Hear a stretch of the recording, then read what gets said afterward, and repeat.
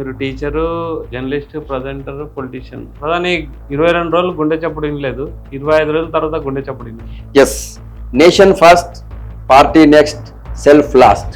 మోడీ యొక్క పతనం స్టార్ట్ అయింది. 22 లక్షల మంది విద్యార్థుల యొక్క భవిష్యత్తును దృష్టిలో పెట్టుకొని దానికి ప్రాధాన్యత ఇచ్చామని నేను చెప్తాను మీకు. అందుకే ఈ రాహుల్ గాంధీ యొక్క తాత, రాహుల్ గాంధీ యొక్క నానమ్మ, రాహుల్ గాంధీ యొక్క నాయన వీళ్ళందరూ చేసింది బీజేపీ స్టేట్ ప్రెసిడెంట్ గా ఉన్నటువంటి బండి సంజయ్ గారిని మీద కేసు పెట్టి ఆయన అరెస్ట్ చేస్తారు సిగ్గు లేకుండా. ఈ సిగ్గు లేనటువంటి కేటీఆర్ ఈరోజు విద్యార్థుల గురించి లేకపోతే పేపర్ లీక్ గురించి మాట్లాడతారు. ఎన్ని పేపర్ లీక్ అయినాయి? ఇప్పటిదాకా ఒక్కరు కూడా ఇవ్వలేదు. చదువుకునే అమ్మాయిలకి స్కూటీ ఇస్తాడు, ఇచ్చిండా? పెళ్ళైన అమ్మాయిలకి తులం బంగారం ఇస్తాడు, ఇచ్చిండా? పెన్షన్ 4,000 నుంచి 4,000, తర్వాత వికలాంగుల వాళ్ళకి 4,500 పెంచుతాడు, పెంచిండా? ఇచ్చిండా?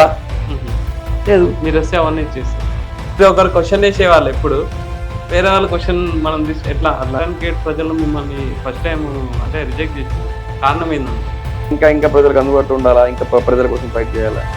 ఈసారి కాకపోతే కొంతమంది 5 సార్లు పోటీ చేసి 6వ సారి గెలిచిన వాళ్ళు ఉన్నారు. మంచం మీద కూర్చొని స్నానం చేసి ఆ స్నానం చేసిన నీళ్ళని శాంతి చల్లుకున్నటువంటి పరిస్థితి మీద వచ్చినటువంటి ప్రాంతం ఇచ్చిన వ్యక్తిని. రాజకీయాలు మీకు తెలుసు, రాగానే వెంటనే రాజకీయాలు పూల పాన్పు కాదు, రాజకీయాలు పూల బాట కాదు. టైం పడుతుండొచ్చు, బట్ ఏదో ఒక రోజు నా గోల్ రీచ్ అవుతా నమ్మకం నాకు. వీళ్ళందరినీ బ్యాక్గ్రౌండ్ ఎంక్వైరీ స్టార్ట్ చేసింది. అది చూద్దాం ఏమవుతుందో, ముందు ఇంకేం జరుగుతుందాం. కానీ ఒక్కొక్కటైతే ప్రమాదకరమైన విషయం ఒక విషయం చెప్తాను. Welcome to Pallavi podcast. మనతో పాటు బీజేపీ స్పోక్స్ పర్సన్ సంగప్ప గారు ఉన్నారు. ఆయన హలో రవి. ధర్మేంద్ర ప్రధాన్ అయితే రాజీనామా చేశారు. బీజేపీ వణికింది, బీజేపీ మొత్తం భయపడ్డది, మోడీ యొక్క పతనం స్టార్ట్ అయింది. ఈ మాటలు అయితే బాగా వినపడుతున్నాయి. నిజంగానే బీజేపీ భయపడిందా? రాజీనామా అందుకోసమే చేశారు. భారతీయ జనతా పార్టీ కానీ గౌరవ నరేంద్ర మోడీ గారు కానీ ఇప్పుడు భయపడే వ్యక్తి కాదు, వెనుకడుగు వేసే వ్యక్తి కూడా కాదు. ఒకటి. రెండోది, భారతీయ జనతా పార్టీకి, ఎన్డీఏ ప్రభుత్వానికి, మా భారతీయ జనతా పార్టీలో మాకు కార్యకర్తగా ఉన్నప్పటి నుంచి మాకు ఒక పాయింట్ చెప్తుంటారు. భారతీయ జనతా పార్టీ కార్యకర్తకి nation first, party next, self last. Okay. దేశమే ముందు మాకు, దేశమే మొదటి ప్రాధాన్యత మాకు. ఓకే. సో ఇప్పుడున్న పరిస్థితుల్లో అక్కడ విద్యార్థులు ఆందోళన చేస్తుండడం, ఆ విద్యార్థులు ఉన్నారు. నేను చెప్తున్నాను, నేను మళ్ళీ చెప్తున్నా, విద్యార్థులు ఆందోళన చేస్తున్నారు. కానీ ఆ విద్యార్థుల్లో కొంతమంది అసాంఘిక దేశ విద్రోహక శక్తులు చొరబడి అల్లరి చేసి law and order issues create చేసి ఒక పెద్ద ఇది చేయాలని ఒక ప్రమాదం జరుగుతుంది, మనం చూసాం. మొదటి రోజు వాళ్ళు పార్లమెంట్ ముట్టడికి లేదా పార్లమెంట్ దాకా ర్యాలీకి అవకాశం వాళ్ళు ప్రయత్నం చేసినప్పుడు ఎంత అల్లరిందో మీరు చూశారు. అయినా కూడా పోలీసులు చాలా సంయమనం వహించి కొద్ది తప్పని పరిస్థితుల్లో కొద్దిగా లాఠీచార్జ్ చేశారు తప్ప పెద్దగా కాల్పుల దాకా ఏం పోలేదు ఎట్లాంటిది. కానీ అందులో ఈ మళ్ళీ నెక్స్ట్ జరిగేటువంటి వాళ్ళ కంటిన్యూ అయితే విద్యార్థులను అడ్డం పెట్టుకొని కొన్ని అసాంఘిక శక్తులు రెచ్చిపోయే అవకాశం ఉంది. అందులో విద్యార్థులు బలయ్యే ప్రమాదం ఉంది, మొదటిది. రెండోది, అదొక కారణం. రెండోది, ప్రధానమంత్రి నరేంద్ర మోడీ గారు యువత యొక్క గుండె చప్పుడు వింటారు, యువత యొక్క ఆవేదనను వింటారు, యువత యొక్క భావాల్ని వాళ్ళు చెప్పాలనుకున్న విషయాన్ని కూడా వింటారు అని చెప్పేందుకు మొన్న జరిగినటువంటి ఆందోళనని విన్నారు. అందుకే కేంద్ర ప్రభుత్వం నిర్ణయం తీసుకుంది. ధర్మేంద్ర ప్రధాన్ గారు స్పష్టంగా ఆయన స్వచ్ఛందంగా ఆయన రాజీనామా చేశారు, అంతే. అంతే తప్ప వేరేదేం లేదు. ప్రధాని 22 రోజులు గుండె చప్పుడు వినలేదు, 25 రోజుల తర్వాత గుండె చప్పుడు విన్నారు. ఎస్, 21 రోజు 22 రోజులు కాదు. కేంద్ర ప్రభుత్వానికి మొదటి ప్రాధాన్యత నీట్ ఎగ్జామ్ పేపర్ లీక్ అయిన తర్వాత మళ్ళీ రీనీట్ నిర్వహించడం మా ప్రాధాన్యత. 22 లక్షల మంది విద్యార్థుల యొక్క 1 ఇయర్ అకాడమిక్ ఇయర్ వాళ్ళ విద్యా సంవత్సరం నష్టపోకూడదు అనేది మా ప్రాధాన్యత. మళ్ళీ ఎగ్జామ్ పెట్టడం మా ప్రాధాన్యత, ఇమ్మీడియట్ సకాలంలో రిజల్ట్ ఇవ్వడం మా ప్రాధాన్యత, వెంటనే వాళ్ళని కౌన్సిలింగ్ కి సిద్ధం చేయడం మా ప్రాధాన్యత. ఆ తర్వాతనే వేరే ఏమైనా కావచ్చు, మీరు అనొచ్చు 22 రోజులు కావచ్చు, 30 రోజులు కావచ్చు. మా ప్రాధాన్యత మళ్ళీ నీట్ విత్ ఇన్ షార్ట్ టైంలో నీట్ నిర్వహించి మళ్ళీ విద్యార్థులకి కౌన్సిలింగ్ కి సిద్ధం చేయడం అనేది మా ప్రాధాన్యత. అందుకే ఆ రిజల్ట్ మీరు చూడండి, రిజల్ట్ వచ్చే వరకు 16వ తేదీ ఏమో నైట్ రిజల్ట్ వచ్చింది, 17వ తేదీ ఆ రిజల్ట్ లో కూడా మళ్ళీ ఏమన్నా పొరపాట్లు ఏమైనా ఉంటే వెయిట్ చేసాం. 18వ తేదీ ఆయనతో చర్చలు చెప్పారు. ఆయనకి ఆల్రెడీ ఆయన ఎవరు సోనం వాంగ్చుక్ తో ఆయనకి హెల్త్ అప్పటికి బాగా క్షీణించింది, మాట్లాడలేని పరిస్థితులు ఉన్నారు. అందుకే సోనం వాంగ్చుక్ తీసుకుపోయి హాస్పిటల్లో చేర్పించి ఆయనని కొద్దిగా రికవరీ అయిన తర్వాత ఆయనతో చర్చలు జరిపారు. ఆయన విరమించాడు. ఆ తర్వాత విద్యార్థులతో 3 సార్లు చర్చలు జరిపారు. ఇప్పటిదాకా భారతదేశంలో ఆందోళనకారులతో ఉద్యమకారులతో చర్చలు జరిపిన ఏకైక ప్రభుత్వం మోడీ గారి ప్రభుత్వం. అది వ్యవసాయ చట్టాలు అప్పుడు రైతులతో 16 సార్లు చర్చించారు. అప్పుడు ఇప్పుడు విద్యార్థులతో కూడా చర్చించారు. కానీ మా ప్రాధాన్యత అనేది ముందు రిజల్ట్ మళ్ళీ రీనీట్ నిర్వహించి రిజల్ట్ ఇవ్వడం కాబట్టి ఆ టైంలో వేరే వైపు మేము మళ్ళలేదు, వేరే వైపు పట్టి దృష్టి పెట్టలేదు. అది కారణం. అందుకే మెయిన్ అసలు సోనమ్ వాంగ్చుక్తో మీకు ఏం ప్రాబ్లం ఉన్నా అంటే హంగర్ స్ట్రైక్ స్టార్ట్ చేసేటప్పుడే అతనితో చర్చలు జరపాల్సింది, లేకపోతే అతనితో మాట్లాడాల్సింది. అంటే మీరు ఎప్పుడు గుండె చప్పుడు అన్నారు, యువత అంటే యువతనే గుండె చప్పుడు అన్నారు ప్రధాని. ముందే అది చేయొచ్చు కదా. అంటే 25 రోజుల తర్వాత ఇంత విధ్వంసం జరిగిన తర్వాత ఈ విధ్వంసానికి కూడా కారణం బీజేపీ కరెక్ట్ గా ఈ విషయాన్ని డీల్ చేయలేదని కూడా అంటారు. మీకు 22 లక్షల మంది విద్యార్థుల యొక్క భవిష్యత్తు ముఖ్యమా మీకు? అక్కడ ఉన్నటువంటి 500-1000 మంది విద్యార్థుల యొక్క ఆందోళన ముఖ్యమా? ఆందోళనకారులతో చర్చలు ఈ రోజు చేయొచ్చు, రేపు చేయొచ్చు, ఎల్లుండి చేయొచ్చు. బట్ 22 లక్షల మంది నీట్ విద్యార్థుల యొక్క టైం దాటిపోతే 1 ఇయర్ వాళ్ళ జీవితంలో 1 ఇయర్ కోల్పోతారు. ఒక 1 ఇయర్ లాస్ అయితే ఒక విద్యార్థి జీవితం ఎంత దారుణంగా ఉంటుందో మీరు ఆలోచించండి. మా ప్రాధాన్యత రీనీట్ నిర్వహించడం. విజయవంతంగా రీనీట్ నిర్వహించాం. షార్ట్ టైంలో అద్భుతమైనటువంటి ఏ మాత్రం చిన్న మిస్టేక్ కూడా లేకుండా రిజల్ట్ ఇచ్చాం. వాళ్ళని నెక్స్ట్ కౌన్సిలింగ్ ఇప్పుడు ఇంకో వారం 10 రోజుల్లో 4 రోజుల లోపల కౌన్సిలింగ్ స్టార్ట్ అవుతుంది. కౌన్సిలింగ్ కి సిద్ధం చేయడం ఇది మా ప్రాధాన్యత. నేను ఓపెన్ చెప్తున్నా, 22 లక్షల మంది ఇంపార్టెంటా, అక్కడ ఉన్న 1000-2000 మంది ఇంపార్టెంట్? మీరు ఆలోచించండి. ప్రభుత్వం దేన్ని ప్రాధాన్యతగా తీసుకోవాలి మీరు ఆలోచించండి, మీరే చెప్పండి. సో 22 లక్షల మంది విద్యార్థులు ఇంపార్టెంట్. మొదటి అక్కడ ఆందోళన చేస్తున్న వాళ్ళతో ఈ రోజు చర్చిస్తాం, రేపు చర్చిస్తాం. మొదటి రెండు నేను చెప్పాను కదా, రిజల్ట్ వచ్చిన 1 డే గ్యాప్ ఇచ్చి నెక్స్ట్ డేనే వాళ్ళతో ఆయనని సోనమ్ వాంగ్చుక్తో చర్చలు జరిపారు, విద్యార్థులతో చర్చలు చెప్పారు, అయిపోయింది. కాబట్టి మాకు వాళ్ళు రీనీట్ నిర్వహించడం అని మా ప్రాధాన్యత. అంటే మీరు దిగాల్సి వచ్చిందా, వాళ్ళు దించారా? ఇంట్లో వాళ్ళు దించారా మేము దిగామా అనేది కాదు. విద్యార్థుల యొక్క డిమాండ్స్ విన్నామా లేదా అని మేమే ముఖ్యం. భారతీయ జనతా పార్టీ నరేంద్ర మోడీ గారు ఎప్పుడు కూడా దేశజాలకు పోరు, ఇగోకు పోరు.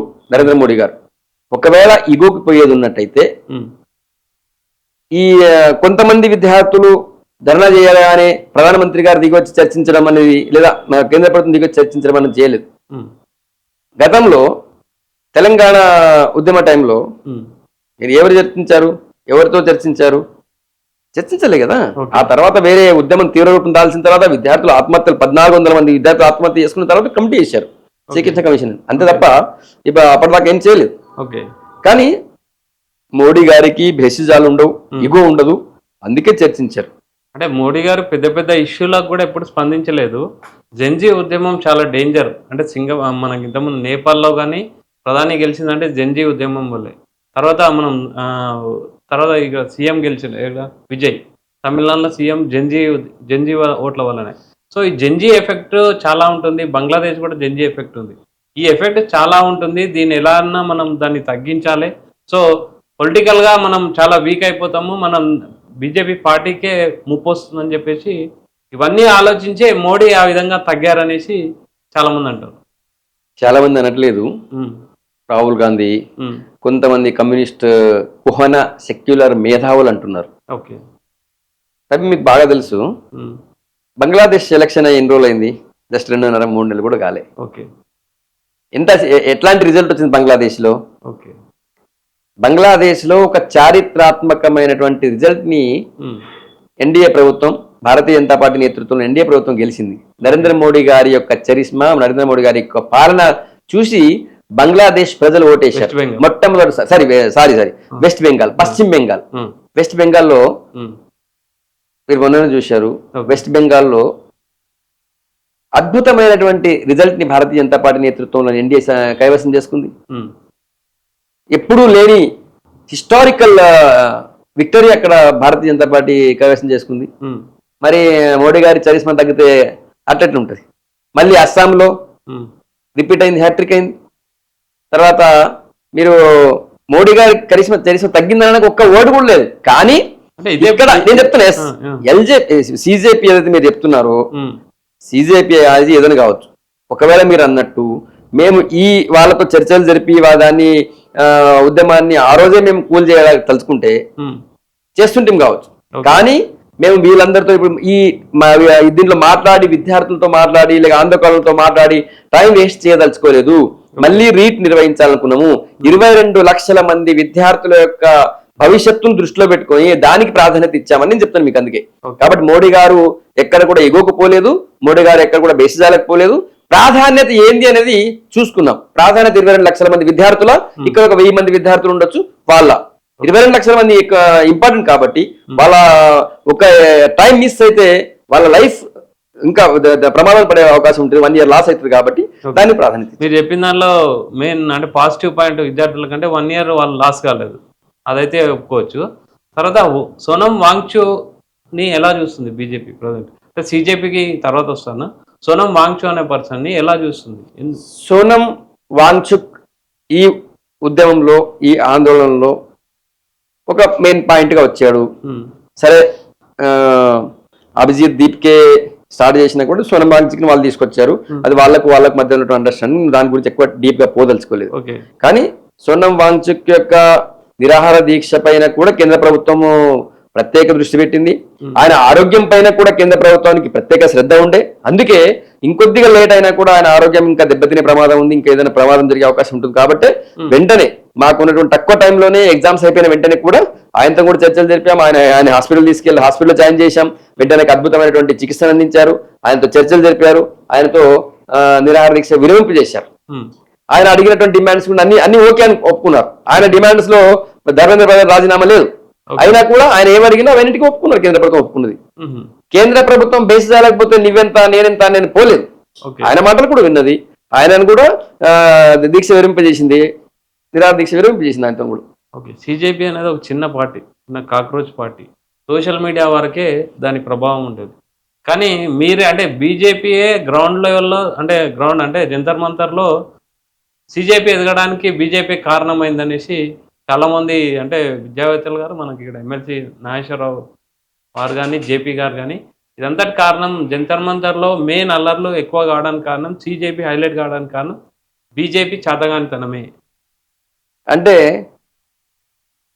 మీరు తెలంగాణ ఉద్యమంలో చూసిరు, 10 మంది విద్యార్థులు కనిపించినా కూడా కాళ్ళు చేతులు ఇరిగేలా, తలలు పగిలేలా పోలీసులు కొట్టేవాళ్ళు, బాష్పవాయు గోళాలు ప్రయోగించేవాళ్ళు. ప్రతిరోజు ఉస్మానియా యూనివర్సిటీలో కావచ్చు, లేకపోతే ఏది లా కాలేజీలో కావచ్చు, నిజాం కాలేజీలో కావచ్చు జరిగేటి. మీరు కేంద్ర ప్రభుత్వం ఇట్లా ఒక సబ్జెక్ట్ మీద సిజేపీ అనేది మీకు తెలుసు, సిజేపీ అనేది జస్ట్ సడన్ గా ఒక్క రాత్రే సోషల్ మీడియాలో పుట్టుకొచ్చినటువంటి ఒక సంస్థ. రాజకీయ పార్టీ కూడా కాదు. సరే, కాక్రోచ్ జనతా పార్టీ అని పేరు పెట్టుకోవచ్చు వాళ్ళు, అది రాజకీయ పార్టీ కాదు. అదొక ఆర్గనైజేషన్, యూత్ ఆర్గనైజేషన్. అది సోషల్ మీడియాలో పుట్టుకొచ్చినటువంటి ఆర్గనైజేషన్. అది వాళ్ళు అక్కడ ఎక్కడో అమెరికా నుంచి నేను ధర్నా చేపడతాను జంతర్ మంతర్లో అంటే చాలా మంది ఏమనుకున్నారు, ఆయన ఎయిర్పోర్ట్ లోనే అరెస్ట్ చేస్తారన్నారు. చాలా మంది ఎయిర్పోర్ట్ లో అరెస్ట్ చేసి ఆయన జైలు తీసుకుపోతారన్నారు. కేంద్ర ప్రభుత్వం ఏం చేసింది, ఆయనకు ఎయిర్పోర్ట్ నుంచి సెక్యూరిటీ ఇచ్చి సాధారణ ఆహ్వానం చేసి ఆయన సెక్యూరిటీ మధ్య జంతర్ మంతర్ దాకా కేంద్ర ప్రభుత్వమే తీసుకొచ్చింది. ఢిల్లీ పోలీస్ తీసుకొచ్చి చెప్తాను, ఢిల్లీ పోలీస్ తీసుకొచ్చి ఆయనకి ధర్నా చేసే అవకాశం ఇచ్చింది. అన్ని రోజుల పాటు కూడా ధర్నా చేసేందుకు పూర్తి సెక్యూరిటీ ఇచ్చింది. బయట వాళ్ళు వచ్చి ఎవరు కూడా ఏం డిస్టర్బ్ కావద్దని చెప్పి పూర్తి సెక్యూరిటీ ఇచ్చింది. అంటే ఎంత డెమోక్రటిక్ గా ఢిల్లీ పోలీసులు, ఢిల్లీ ప్రభుత్వము, కేంద్ర ప్రభుత్వం ఉందనేది ఇది ఒక ఎగ్జాంపుల్ చెప్తాను నేను. వాళ్ళకి పూర్తి స్వేచ్ఛ ఇచ్చింది. మీరు ఆందోళన చేయండి, ధర్నా చేయండి, మీ నిరసన మీరు వ్యక్తం చేయండి అని చెప్పి. ఈరోజు చాలా పెద్ద పెద్ద మాటలు మాట్లాడుతున్న వాళ్ళు మన దగ్గర ధర్నా చౌక్ ఎత్తేసినారు. ఆయనపై మళ్ళీ ధర్నా చౌక్ లో కూర్చుని పెద్ద ఫోజులు కొట్టిన తలకాయ లేనివాడు. అవునా కదా? అట్లాంటి కేంద్ర ప్రభుత్వం పూర్తి స్వేచ్ఛ ఇచ్చింది. వాళ్ళని 3 సార్లు చర్చలు పిలిచి వాళ్ళ డిమాండ్లు నెరవేర్చింది, వాళ్ళ డిమాండ్లు ఒప్పుకున్నది. ఒక మెట్టు కేంద్ర ప్రభుత్వం దిగింది. ఎందుకు నేను చెప్పాను కదా, భారతీయ జనతా పార్టీకి దేశ సమగ్రత, దేశ భద్రత ముఖ్యము. ఇందులో ఎవరో చెరవబడి భారతదేశ భద్రత కానివ్వండి, లేదా విద్యార్థుల యొక్క భద్రత కానీ భంగం కలగకూడదని చెప్పి ఒక స్టెప్ వెనకేసింది. మాకు ఈగోలు లేవు, బేసిజాలు లేవు, దేశ భద్రత ముఖ్యం, యువత భద్రత ముఖ్యం అని నిర్ణయం తీసుకున్నది. కాబట్టి సిజేపీ చిన్నదా పెద్దదా కాదు. నిరసన 4-5 కూడా పోయి ధర్నా, మీకు తెలుసు అనుకుంటా, జంతర్ మంతర్ లో 10 మంది కూడా పోయి నిరసన చేస్తారు. ఒక వ్యక్తి కూడా పోయి ఒక ప్లకార్డ్ పెట్టుకుని కూర్చోవచ్చు. జంతర్ మంతర్ లో 1000 మంది కూడా పోయి ప్లకార్డ్ పెట్టుకుని కూర్చోవచ్చు. జంతర్ మంతర్ లో నేను సిజేపీ విజయమా కాదా నేను చెప్తలేను.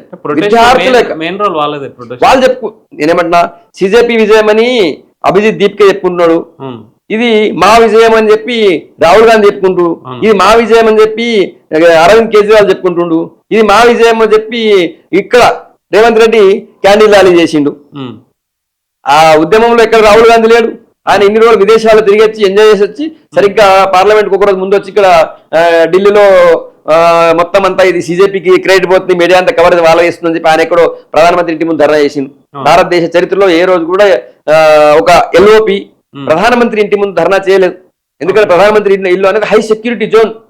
నువ్వు అక్కడ పోయి ధర్నా చేసినప్పుడు విద్యార్థుల భవిష్యత్తు కోసం తప్పేముందని చేస్తే ఎక్కడ చేస్తారు? విద్యార్థుల భవిష్యత్తు కోసం ధర్నా ఎక్కడ చేయాలి? 22 రోజులు మీరు దిగిరాలి, ఎక్కడ చేస్తారు? జంతర్ మంతర్ చేస్తారు. నిరసన తెలపడానికి ఢిల్లీలో ఒక ప్లేస్ ఉంటది, ప్రతి రాష్ట్రంలో ఒక ప్లేస్ ఉంటది. కానీ ఢిల్లీలో పక్కనే పార్లమెంట్ ఉంటది, ఇటు పక్కన ప్రధానమంత్రి ఇల్లు ఉంటది, ఇటు పక్కన ఇంపార్టెంట్ ఆఫీసెస్ ఉంటాయి. అట్లాంటి ప్లేస్ లో ఒక దగ్గర నిరసన ప్రజాస్వామ్యంలో నిరసన తెలిపే హక్కు ఉంది. జంతర్ మంతర్ తెలిపొచ్చు. ప్రజాస్వామ్యం నిరసన తెలిపే హక్కు ఉందని చెప్పి నాకు స్వేచ్ఛ ఉందని చెప్పి నేను మీద పడాపడి నేను కొట్టొచ్చా? నీ ఇంటి మీద వచ్చి ధర్నా చేయొచ్చా, దాడి చేయొచ్చా? నీ నిరసన తెలిపేందుకు ఒక ప్లేస్ ఉంది, జంతర్ మంతర్ ఉంది. నువ్వు ఎందుకు పోలేదు జంతర్ మంతర్కి? నువ్వు ఏం చేసినావు? 27 రోజులు 25 రోజులకు పైగా నిరసన తెలిపితే రాహుల్ గాంధీ ఎందుకు పోలేదు? పోయిందా? పోలేదు. ఎందుకు పోలేదు? పోయి నువ్వు ప్రధానమంత్రి గారి ఇంటి ముందు ధర్నా చేస్తావా? ఎంత ప్రమాదం అది! ఎవడో ఒక డ్రోన్ ఎగరేస్తా అని చెప్పి దాని నుంచి ఏమన్నా ప్రధానమంత్రి గారి ఇంటి మీద దాడి చేస్తే అసాంఘిక శక్తులు, నేను రాహుల్ గాంధీ చేస్తాను అంటలేను, అసాంఘిక శక్తులు వస్తాయి కదా. నేను ఇక్కడ కవరేజ్ చేస్తున్నా అని చెప్పి డ్రోన్ ఎగిరేస్తాడు. నేను ఇక్కడ కవరేజ్ చేస్తున్నా అని చెప్పి కెమెరా పట్టుకొని వెనక్కి పోయి వాడు ప్రధానమంత్రి గారి ఇంట్లో పోతే ఎంత ప్రమాదం! హై సెక్యూరిటీ జోన్ అది. అక్కడ 144 సెక్షన్ ఉంటుంది, పైగా పార్లమెంట్ జరుగుతున్నటువంటి టైం ఇది. ఈ సమయంలో రాహుల్ గాంధీ చాలా పెద్ద స్టేట్మెంట్ చేశారు అన్న. అలానే మీరు కూడా ఎడ్యుకేషన్ సిస్టమ్తో బాగా టచ్, మీరు కూడా ఒక టీచరు, తర్వాత జర్నలిస్ట్ అయ్యారు. సో విద్యా వ్యవస్థను మొత్తం భ్రష్టు పట్టించింది బీజేపీ. ఏ స్టేట్ ఎగ్జామ్ ఉంటే దీన్ని తీసి మొత్తం ఒకటే సింగిల్ ఎగ్జామ్ అని, సింగిల్ ఎజెండా అని చెప్పేసి ఒకటే ఎగ్జామ్ పెట్టడం వల్ల విద్యా వ్యవస్థ మొత్తం భ్రష్టు పట్టింది. విద్యార్థులు రోడ్ల మీదకి రావడానికి కారణం బీజేపీ, ఇంకా తర్వాత కూడా వస్తారు వీళ్ళు పెట్టిన విధానాల వల్ల అని అంటున్నారు. విద్యా వ్యవస్థ భ్రష్టు పట్టింది. రెండు విషయాలు చెప్తా. ఒకటి, నీట్ పరీక్ష వేరు, విద్యా వ్యవస్థ విధ్వంసం చేసిన కామెంట్ కూడా రెండు వేరు. ఆయన రెండు కామెంట్స్ చేసింది. ఫస్ట్ నీట్ గురించి చెప్తాను నేను. నీట్ నిర్వహించాలన్నటువంటి ఆలోచన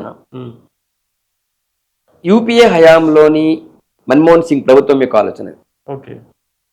దాన్ని వాళ్ళు అమలు చేయలేకపోయినారు, మేము విజయవంతంగా అమలు చేసినాం. ఫస్ట్ నీట్ ఎందుకు పెట్టాల్సి వచ్చింది అనే విషయం చెప్తాను మీకు. అవి మీకు ఒక విషయం తెలుసు, అంతకుముందు ఏ రాష్ట్రానికి ఆ రాష్ట్రానికి మన దగ్గర ఎంసెట్ ఉన్నట్టు వేరే వేరే రాష్ట్రానికి ఇక్కడ ఎంసెట్ ఉండేది, కర్ణాటకలో కే సెట్ ఉండే, ఇంకో దగ్గర ఇంకో సెట్ ఉండే. ఇట్లా ఏ రాష్ట్రానికి ఆ రాష్ట్రానికి ఒక సెట్ ఉంటుండే. అందులో మెడికల్ సీట్లు, మెడికల్ ఎగ్జామ్ కూడా ఉంటుండే. తర్వాత కేంద్ర ప్రభుత్వంలో ఎయిమ్స్ కి సపరేట్ ఎగ్జామ్ ఉంటుండే, జిప్మర్ అని ఒక ఎగ్జామ్ సపరేట్ ఉంటుండే, సిఎస్సి సంథింగ్ ఏదో అదొక సపరేట్ ఎగ్జామ్ ఉంటుండే. అన్ని all deemed university all over India వాళ్ళందరికీ ఒక సపరేట్ ఎగ్జామ్ ఉంటుండే.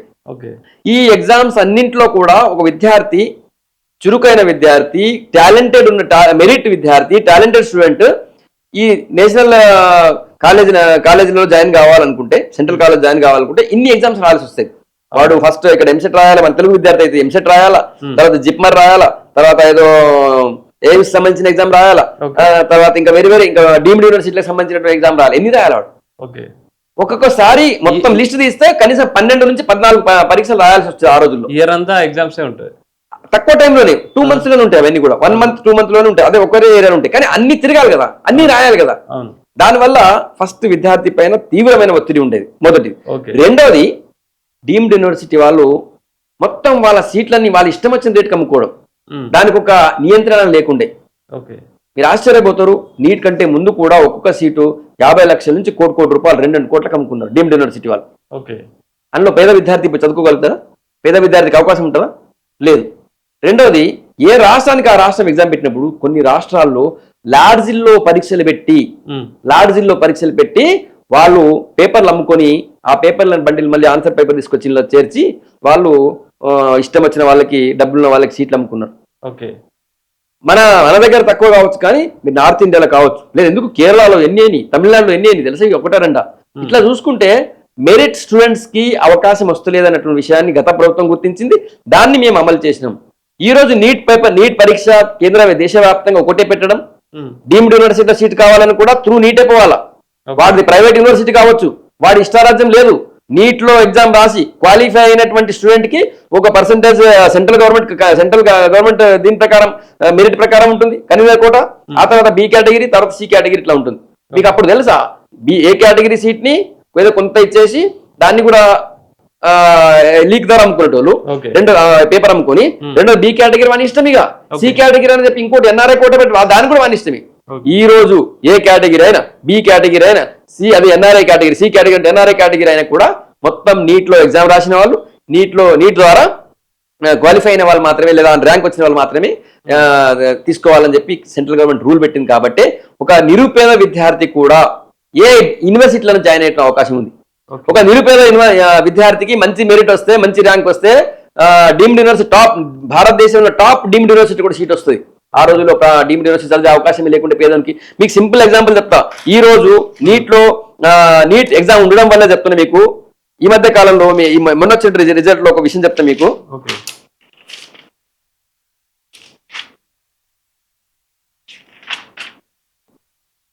పేద విద్యార్థులు, అత్యంత పేద విద్యార్థులు వాళ్ళందరూ కూడా వాళ్ళకంతా ఇప్పుడు వాళ్ళకి మంచి మంచి ర్యాంకులు వచ్చినాయి. ఎట్లా వచ్చినాయి? వాళ్ళకి నేషనల్ వైడ్ ర్యాంకులు వచ్చినాయి అంటే కూడా నీట్ వల్ల మాత్రమే సాధ్యమైంది. నీట్ లేకపోతే ఇది సాధ్యమయ్యేది కాదు. మీరు ఆశ్చర్యపోతారు. నిరుపేద రైతు కొడుకు ఒకతను, ఆయన నేషనల్ టాప్ ర్యాంకులు వచ్చింది. చెప్తా ఒక్క నిమిషం ఉండండి. ఎస్, పోలా రామ్ అని ఉపాధి కూలీ చేసేటువంటి ఒక కూలీ బిడ్డ. ఉపాధి కూలికి పోతే వాళ్ళ అమ్మా నాన్న, వాళ్ళ బిడ్డకి 1000 ర్యాంక్ వచ్చింది. నేషనల్ వైడ్ చెప్తున్నాను. ఉపాధి కూలీ బిడ్డకి 1000 ర్యాంక్ వచ్చింది. భారతదేశంలో ఉన్నటువంటి ఏ ఎయిమ్స్ లో కూడా ఆ అబ్బాయికి ఇప్పుడు ర్యాంక్ వస్తుంది, సీట్ వస్తుంది. భారతదేశంలో ఢిల్లీలో కావచ్చు, లేకపోతే ఎయిమ్స్ చెన్నై కావచ్చు, ఇంకా ఎక్కడైనా కావచ్చు, ముంబై కావచ్చు, ఎక్కడైనా సరే ఆల్ ఇండియాలో ఉన్నటువంటి ఎయిమ్స్ లో ఎక్కడైనా సీట్ వచ్చే అవకాశం ఉంటుంది. ఇది గతంలో ఉన్నటువంటి సిస్టమ్ లో ఏ రాష్ట్రానికి ఆ రాష్ట్రము, కేంద్రానికి కేంద్రం ఉంటే ఆ సీట్ వచ్చేది కాదు. మీకు ఇంకో విషయం చెప్తా. అభిలాష్ అనేటువంటి ఒక రైతు కూలీ బిడ్డ 705 మార్కులు వచ్చినాయి. 705 మార్కులు, 705 మార్కులు వచ్చినాయి. ఆయనకు కూడా భారతదేశంలోని టాప్ మెడికల్ కాలేజ్ లో ఏది కోరుకుంటే అక్కడ సీట్ వస్తుంది. ఎట్లా సాధ్యమైంది ఇది? గతంలో ఉన్నట్టయితే మీకు ఇష్టం ఏ రాష్ట్రంకి ఆ రాష్ట్రం సీటు, ఏ నేషనల్ కి ఏ కాలేజ్కి ఆ కాలేజ్కి ఎంట్రన్స్ అంటే సాధ్యమవుతుండేనా? తర్వాత ఇద్దరు ఒకే కుటుంబానికి చెందినటువంటి ట్విన్స్ అయినటువంటి ముస్లిం విద్యార్థులు హమీద్, హబీబ్ అని ఇద్దరు అన్నదమ్ములు. వాళ్ళిద్దరు కూడా హమీద్ ఇస్లాం, హబీబ్ ఇస్లాం అని చెప్పి ఇద్దరు అన్నదమ్ములు ట్విన్స్. వాళ్ళిద్దరికి కూడా ర్యాంక్ వచ్చింది. వాళ్ళు కూడా అతి పేద కుటుంబం నుంచి వచ్చినటువంటి విద్యార్థులు. వాళ్ళు కూడా ఈ నీట్ కాబట్టే వాళ్ళకి సాధ్యమైంది. గతంలో లాగా ఎక్కడికక్కడ పరీక్షలు వేరే ఉంటే సాధ్యమయ్యేది కాదు. ఇంకోటి ఆర్జు అని హర్యానాలో కూరగాయలు అమ్ముకునేటువంటి ఒక తల్లికి బిడ్డ, కూరగాయలు అమ్ముకునేటువంటి కుటుంబం నుంచి వచ్చిన ఒక బిడ్డ.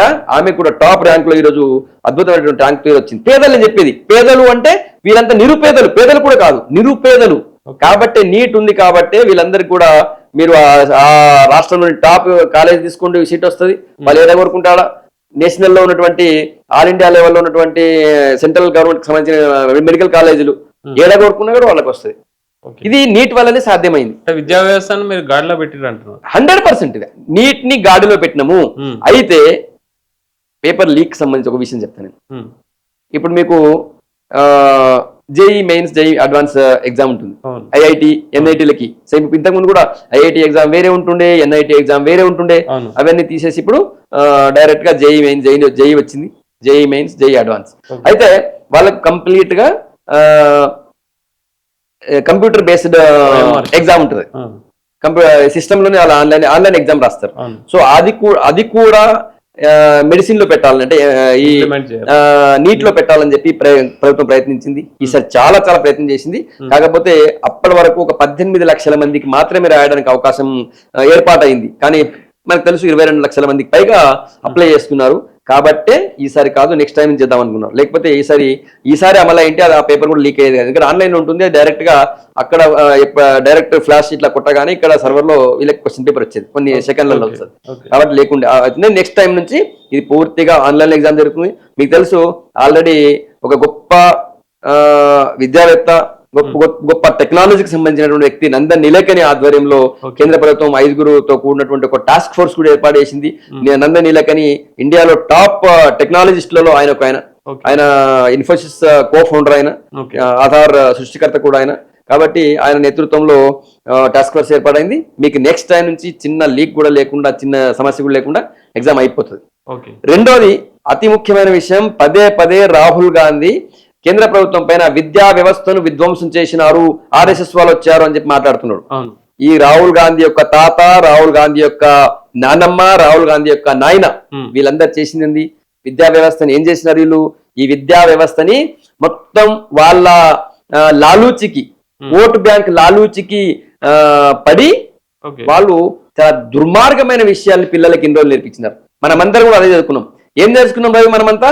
టిప్పు సుల్తాన్ మొత్తం ఈస్ట్ ఇండియా కంపెనీతో పోరాటం చేసిన యోధుడు, హీరో టిప్పు సుల్తాన్ ఎవరు తెలుసా?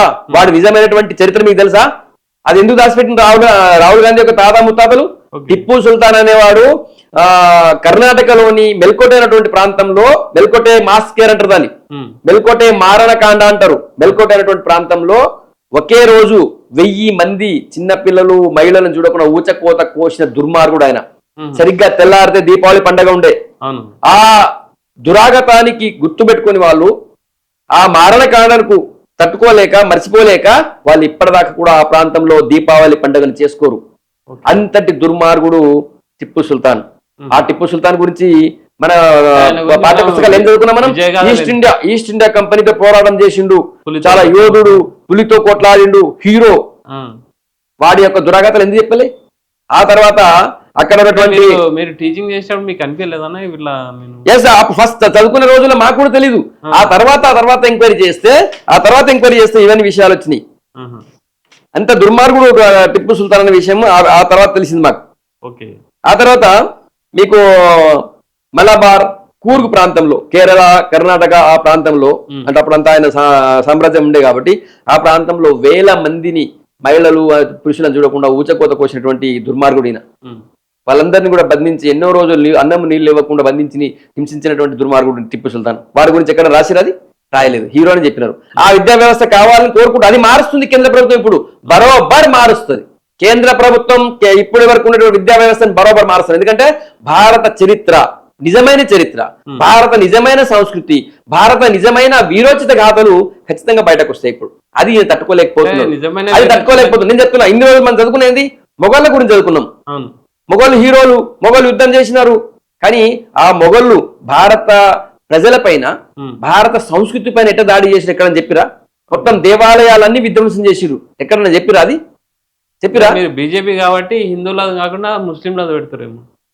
నేనేమంటున్నా, మేము బీజేపీ కాబట్టి ముస్లిం పెడతా అంటలే, నేను వాస్తవ గాథలు పెడతాము అంటున్నాం. మేము వాస్తవ గాథలు ఉంటాయి అంటున్నా నేను. రాహుల్ గాంధీ తాత ఏం పెట్టిండు? టిప్పు సుల్తాన్ హీరో చూపించిండు, మొఘళ్ళను హీరోగా చూపించిండు. మొఘళ్ళతో పోరాడిన వీరుల యొక్క చరిత్రలు ఏవి? మొఘళ్ళతో పోరాడినటువంటి ఛత్రపతి శివాజీ చరిత్ర ఏది? ఛత్రపతి శివాజీ చరిత్రలో ఏముంటుంది తెలుసా? మొత్తం ఆయన ఛత్రపతి శివాజీకి సంబంధించినటువంటి సబ్జెక్టు. ఆయన ఒక దుర్గ పైన, అంటే ఒక చిన్న రాజ్యం పైన దండెత్తి వచ్చినప్పుడు ఆయన భార్యను పట్టుకొస్తారు సైనికులు. పట్టుకొస్తే నువ్వు నా తల్లి దాంటి అమ్మ, నేను టచ్ చేయను, వదిలేస్తాను చెప్పి వదిలేస్తాడు. అదే చరిత్ర మనం చదువుకున్నది. కానీ ఎంతమంది మొఘల్ రాజులతో, మొఘల్ సైనికులతో ఏ విధంగా గేరిలా యుద్ధం చేసిండు ఛత్రపతి శివాజీ గురించి ఎందుకు రాయలేదు? ఛత్రపతి శివాజీ కుమారుడు సంభాజీ, ఛత్రపతి సంభాజీ గురించి ఎందుకు చెప్పలేదు? ఛత్రపతి సంభాజీ పేరు తెలియదు ఈ తరానికి. ఛత్రపతి సంభాజీని అప్పుడు మొఘల్ రాజులు ఎంత దారుణంగా హింసించారో చెప్పిండా? మొన్నటిదాకా సంభాజీ సినిమా వచ్చే వారికి చాలా మంది తెలియదు. చర్మం మొలిచిరు, కళ్ళు పొడిచేసిరు, ఆయన గోర్లు మొత్తం తీసి పీకేసిరు, ఒక్కొక్క పార్ట్ కోసేసిరు ఆయనది. అయినా కూడా నేను నా ధర్మాన్ని వదలను, భారతదేశానికి ద్రోహం చేసిన వాడిని అయితే అని చెప్పి ఆయన మతం మార్చుకోలేదు. ఆ చరిత్ర ఎందుకు రాయకూడదు పాఠ్య పుస్తకాల్లో? ఆ చరిత్ర ఎందుకు దాచిపెట్టిండు రాహుల్ గాంధీ తాత? ఈ చరిత్ర, నిజమైన చరిత్రని, నిజమైన భారత వీరుల యొక్క చరిత్రని నెక్స్ట్ తరాలకు తెలవాలని చెప్పి కేంద్ర ప్రభుత్వం ప్రయత్నం చేస్తుంది. బరోబర్ రాహుల్ గాంధీ మొత్తుకున్నా, రాహుల్ గాంధీ తల నేల కొట్టినా కూడా వాస్తవ చరిత్రని మీరు ఇన్ని రోజులు దాచిపెట్టరు, దాన్ని చూపిస్తాము. అందుకే నాకు మండుతుంది రాహుల్ గాంధీకి, అందుకే మండుతుంది. రాణా ప్రతాప్ గురించి ఎక్కడ చరిత్ర ఉంది? చరిత్రలో పాఠ్యపుస్తకాలు ఎక్కడ ఉంది? భారతదేశం కోసం పోరాటం చేసినటువంటి వనితల యొక్క చరిత్రలు ఎక్కడున్నాయి? లేవు, ఎక్కడ కూడా లేవు. బరోబర్ దేశం కోసం ప్రాణాలు అర్పించిన వాళ్ళ చరిత్ర ఉంటుంది, దేశాన్ని కాపాడడం కోసం పోరాటం చేసిన వాళ్ళ చరిత్రలు ఉంటాయి. కానీ ముస్లిం పాఠాలు తీసేసి హిందువులకు సంబంధించి పెడుతున్నారని కూడా ఒక అలిగేషన్స్ అయితే ఉంది. నేను ఏమంటున్నా, ముస్లిం పాఠాలు తీసేయడం అంటే భారత ప్రజల్ని హింసించిన వాళ్ళని హీరోగా చూపించిండు కదా జవహర్లాల్ నెహ్రూ గవర్నమెంట్. ఓకే, అది ఉంచాలా? భారత ప్రజలకు అది ఉండే అవసరమా? భారత ప్రజల్ని ఒకటే రోజు ఒక్క రాత్రి 1000 మందిని ఉచ్చకోత కోసిన టిప్పు సుల్తాన్ చరిత్ర ఉంచాలనా? భారత చరిత్ర, భారత సంస్కృతి సంప్రదాయాల పైన, భారత దేవాలయాలపైన దాడి చేసి భారత ప్రజలు, ఇక్కడి ప్రజలు దైవంగా భావించి పూజించేటువంటి శివలింగం పైన మూత్రం పోసిన వాళ్ళ చరిత్ర ఉంచాలనా? ఆ మూత్రం పోసిన వాడి యొక్క తలం తీసి కాళ్ళు చేతులు నరికేసిన ఛత్రపతి శివాజీ యొక్క చరిత్ర రాయాలనా వద్దా? బరోబర్ రాయాల. నిజమైన చరిత్ర రావాలా. ఇది రాహుల్ గాంధీకి మండుతుంది. ఇది అర్థం కాక ఇక్కడ రేవంత్ రెడ్డి ఇక్కడ గొగ్గోలు పెడుతున్నాడు. వాస్తవ చరిత్ర ఇది. మేము మోడీ గారు వచ్చిన తర్వాత ఎంతో మంది ఆదివాసుల యొక్క చరిత్రను బయటకు తీశారు. బిర్సా ముండా ఎవరు? బిర్సా ముండా ఎవరికి తెలుసు? ఎన్ని రోజుల దాకా 60 సంవత్సరాలు, ఈ 75-76 సంవత్సరాలు, 60 సంవత్సరాలు పాలించింది రాహుల్ గాంధీ ప్రభుత్వమే కదా. రాహుల్ గాంధీ తాత, వాళ్ళ అయ్య, వాళ్ళ తాత, వాళ్ళ నాన్నమ్మ, వాళ్ళ ప్రభుత్వం కదా. బిర్సా ముండా పేరు వచ్చింది, ఇన్ని రోజులు రాలేదు. మోడీ గారు ఆ రోజు ఆనాటి ఆదివాసీ వీరుడైనటువంటి బిర్సా ముండా పోరాటం గుర్తించి, ఆయన గొప్పతనం గుర్తించి ఈరోజు మొత్తం దేశవ్యాప్తంగా ఆయన యొక్క చరిత్ర చెప్పే ప్రయత్నం చేస్తుంది ఈరోజు. ఇంకోటేనా, మోడీ చాలా స్టబన్. కరోనా టైంలో కానీ, నోట్ల రద్దు టైంలో కానీ తీసుకున్న నిర్ణయాలు, దేశ విదేశాలకు వెళ్ళి ఈవెన్ ట్రంప్తో డీల్ చేసిన విధానం చాలా స్టబన్. డిసిషన్ మేకింగ్ అనేది సింగిల్, అంటే మోనోపలిగా అని చెప్పొచ్చు, లేకపోతే ధైర్యంగా తీసుకుంటాడు.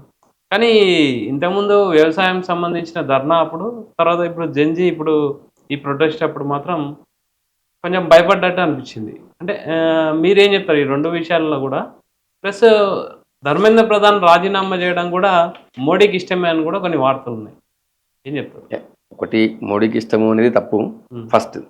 రెండోది, మోడీ గారు వ్యవసాయ చట్టాల విషయంలో కానీ, నిన్నటి ధర్మేంద్ర ప్రధాన్ రాజీనామాకు సంబంధించిన విషయం, విద్యార్థుల ఆందోళనకు సంబంధించిన విషయంలో కానీ, దేశ హితమే మోడీ గారికి మొదటి ప్రాధాన్యత. దేశ హితం కోసం మాత్రమే మోడీ గారు ఎల్లప్పుడూ ఆలోచిస్తారు. అందులో భాగంగానే వ్యవసాయ చట్టాలు వెనక్కి తీసుకున్నటువంటి టైంలో మోడీ గారు ఒక విషయం చెప్పారు. మేము భారతదేశంలో కొంతమందిని మేము కన్విన్స్ చేయలేకపోయినాం, అందుకే నేను వెనక్కి తీసుకుంటున్నాం అన్నారు. నేను చేసిన తప్పు అని మోడీ గారు ఒప్పుకోలే. నేను తప్పు అనలేనా, మోడీ గారు తప్పని చెప్పలేనా. మోడీ గారు ఏమన్నారు, కొంతమందిని మేము కన్విన్స్ చేయలేకపోయినామన్నారు. వ్యవసాయ చట్టాల సమయంలో ఆ ధర్నాలో తెలంగాణ వాళ్ళు పోయి, రైతులు పోయి అక్కడ ధర్నా చేసిరా, కర్ణాటక పోయి ఎవరైనా ధర్నా చేసిరా, మహారాష్ట్ర నుంచి పోయి ఎవరైనా ధర్నా చేసిరా, లేకపోతే మధ్యప్రదేశ్, ఈశాన్య రాష్ట్రాల నుంచి ఎవరైనా వచ్చిరా, లేకపోతే గుజరాత్, రాజస్థాన్ నుంచి ఎవరైనా పోయిరా. కేవలం పంజాబ్, హర్యానాకు సంబంధించి ఢిల్లీకి బార్డర్లో ఉన్నటువంటి వాళ్ళు కొంతమంది మాత్రమే రైతులు వచ్చారు. సరే, వాళ్ళని కూడా వెనక నుంచి ఫండింగ్ చేసి వాళ్ళు పంపించారన్నారు. అంతా నేను ఆ చర్చలో పోదలుచుకోలేదు. కానీ కొంతమందిని మేము కన్విన్స్ చేయలేకపోయినాం కాబట్టి ప్రస్తుతానికి వాయిదా వేసుకుంటున్నాం అన్నారు ఆయన. వెనక్కి తగ్గారు. వెనక్కి తగ్గిన మాట వాస్తవం, ఇగోకు పోలేదు. వెనక్కి తగ్గిన మాట వాస్తవం. కన్విన్స్ చేయలేదు కాబట్టి మళ్ళీ ఒకసారి కన్విన్స్ చేసి తీసుకొస్తామన్నారు. ఒకటి, విద్యార్థుల విషయంలో నేను చెప్పాను కదా, మాకు దేశ భద్రత, విద్యార్థుల యొక్క భద్రత ముఖ్యం కాబట్టి అందులో వేరే ఆలోచన లేకుండా వాళ్ళ డిమాండ్స్ ని చాలా ఏమంటారు, ఎట్లాంటి షరతులు లేకుండా ఒప్పుకున్నాం. వాళ్ళు పెట్టిన మూడు షరతులు, ఆ 3 షరతుల కింద ప్రభుత్వం ఒప్పుకున్నది. ఇది ఇగోకి పోవడం అంటే ఏంది చెప్పాలా రై? అలహాబాద్ హైకోర్టు ఇందిరాగాంధీకి నువ్వు ఒక కేసులో దోషిగా నువ్వు నిరూపణ అయింది, నువ్వు ఇప్పుడు దోషివి, ఇప్పుడు నువ్వు ప్రధానమంత్రిగా ఉండడానికి వీల్లేదు, వెంటనే దిగిపోయి నీ పార్టీ వాళ్ళని ఎవరైనా పెట్టమ్మా అని చెప్పి అలహాబాద్ హైకోర్టు 1975లో ఇందిరాగాంధీకి సూచన చేస్తే, ఆదేశాలు ఇస్తే, నా దగ్గర నుంచి పవర్ ఎవరు లాక్కుంటాడు చూస్తుంది, హైకోర్టు కావచ్చు, సుప్రీంకోర్టు కావచ్చు అని చెప్పి అది వెంటనే భారతదేశం మొత్తం ఎమర్జెన్సీ పెట్టింది. అది నియంత పాలన. బీహార్కి సంబంధించినటువంటి దాదాపు 250 మంది రైతులు ఆందోళన దిగితే వాళ్ళని కాల్చి చంపిన చరిత్ర జవహర్లాల్ నెహ్రూది. అది నియంత పాలన. తెలంగాణ రాష్ట్రం కావాలి, మాకు తెలంగాణ, మేము ఆంధ్రతో ఉండలేము, మా పాలన మేము చేసుకుంటామని చెప్పి తెలంగాణలో ఉన్నటువంటి యువత, తెలంగాణ ప్రజలంతా ఆందోళన దిగితే 1400 మంది చావుకు కారణమైంది. 1400 మంది, రోజుకో పిల్లోడు, రోజుకొక అమ్మాయి, యువతి, రోజుకో యువకుడు ఆత్మహత్యలు చేసుకొని పట్టా రాలిపోతుంటే కూడా సోనియా గాంధీ, మన్మోహన్ సింగ్ స్పందించలేదు చూడు. అది నియంత పాలన. కానీ నరేంద్ర మోడీ గారికి ప్రతి విద్యార్థి అతి ముఖ్యం, ప్రతి రైతు అతి ముఖ్యం. కాబట్టే ఎట్లాంటి భేషజాల పోకుండా ఒక అడుగు వెనకేసినారు. మళ్ళీ ఒకసారి కన్విన్స్ చేసి అందరిని కన్విన్స్ చేసి రైతు చట్టాలు తెస్తామన్నారు. ఇప్పుడు విద్యార్థులు అడిగిన డిమాండ్లను ఒప్పుకున్నారు. ఇది యుగోకు పోకుండా వాళ్ళ వాళ్ళని కన్విన్స్ చేయడానికి ఒక అడుగు వెనకేసినట్టు. వాళ్ళైతే నియంత్రణలాగా లేరు. కాంగ్రెస్ సంబంధించిన గాంధీ కుటుంబం అవుతుందో నెహ్రూ కుటుంబం ఉందో వాళ్ళ నియంత్రణలాగా మోడీ గారు వివరించలేదు అని ఎందుకు ఇది ఒక నిదర్శనం. ధర్మేంద్ర ప్రధాన్ రాజీనామా చేసేసాడన్న, అయిపోయింది. నెక్స్ట్ జోషి, ఆర్ఎస్ఎస్ సంబంధించిన జోషిని దించుతున్నామని చెప్పేసి సోషల్ మీడియాలో బాగా ట్రెండ్ అవుతుంది. అసలు బీజేపీకి ఆర్ఎస్ఎస్కి సంబంధం ఏంది? ఒక ఏమంటారు దాని, ఒక ఆర్గనైజేషన్ పార్టీని నడిపిస్తుంది. సో మీరు దీన్ని సమర్థిస్తారా? మీకు బలమా ఆర్ఎస్ఎస్ అంటే? లేకపోతే ఏ విధంగా చూడాలి ఆర్ఎస్ఎస్ బీజేపీ? రవి ఒక విషయం తెలుసుకోవాలా, భారతదేశ ప్రజలందరికీ తెలుసు, మీకు కూడా తెలుసుకోవాలా, వినండి. రాష్ట్రీయ స్వయం సేవక్ సంఘ్ అది ఒక స్వచ్ఛందంగా భారతదేశ హితం కోసం, భారతదేశ భద్రత కోసం, భారతదేశం కోసం మాత్రమే ప్రాణాలు అర్పించేటువంటి సైనికులు తయారు చేయించేటువంటి సంస్థ. అది అంతర్గత బహిర్గత లేదా భారతదేశంలో ఏ చిన్న ప్రమాదం వచ్చినా కూడా వెంటనే వాలిపోయి అక్కడ సేవ చేసేటువంటి వాలంటీర్స్ తయారు చేసినటువంటి సంస్థ అది. భూకంపం వస్తుంది, లాతూర్ భూకంపం నుంచి స్టార్ట్ చేస్తే మీరు ఎక్కడ ఏ భూకంపం వచ్చినా కూడా ఫస్ట్ ఎన్డీఆర్ఎఫ్ బృందం కంటే ముందు ఆర్ఎస్ఎస్ కార్యకర్తలు, స్వయం సేవకులు అక్కడ పోయి సేవలు చేస్తారు. ఎక్కడైనా వరదలు వస్తే ముందు అందరికంటే ముందు ఆర్ఎస్ఎస్ నుంచి కార్యకర్తలు పోయి అక్కడ సేవలో పాల్గొంటారు. అట్లాంటి సంస్థ ఇది. దేశం కోసం ప్రాణాలు ఇవ్వడానికి కూడా సిద్ధంగా ఉండేటువంటి స్వయం సేవకులు ఉంటారు అక్కడ. మొదటిది. రెండోది నేను చెప్తున్నా, నేను ఆర్ఎస్ఎస్ నుంచి వచ్చిన, నేను స్వయం సేవక్ని, నరేంద్ర మోడీ గారు స్వయం సేవక్, ధర్మేంద్ర ప్రధాన్ స్వయం సేవక్, ఇప్పుడు మీరు చెప్పినటువంటి ప్రహ్లాద్ జోషి గారు కూడా స్వయం సేవక్, అమిత్ షా గారు కూడా స్వయం సేవక్, బండి సంజయ్ గారు స్వయం సేవక్, కిషన్ రెడ్డి గారు స్వయం సేవక్. మేము ఇందులో దాచుకోము, వెనక్కి తగ్గం, బరోబర్ చెప్తున్నా. మేము ఆర్ఎస్ఎస్ నుంచి వచ్చిన వాళ్ళమే. కానీ ఒక విషయం చెప్తా, మీకేంటి ఇబ్బంది ఆర్ఎస్ఎస్ నుంచి? ఆర్ఎస్ఎస్ దేశమే ఫస్ట్ అని మాకు నేర్పిస్తుంది, నేషన్ ఫస్ట్ అని నేర్పిస్తుంది.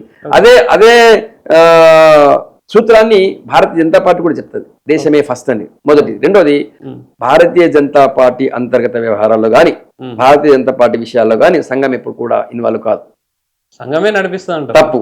సంఘం ఎందుకు నడిపిస్తుంది? భారతదేశంలో భారతీయ జనతా పార్టీ నడిపేయడానికి ఎవరికైనా మంత్రి పదవి ఇవ్వాలన్నా, బ్యాక్గ్రౌండ్ ఆర్ఎస్ఎస్ సంబంధించిన ఏ స్టేట్ కి లీడర్ ఎవరైనా కావాలన్నా ఖచ్చితంగా ఆర్ఎస్ఎస్ నిర్ణయిస్తుందని మనకు తెలుసు. అంటే ఓపెన్ సీక్రెట్ అని చాలా మంది. తప్పు.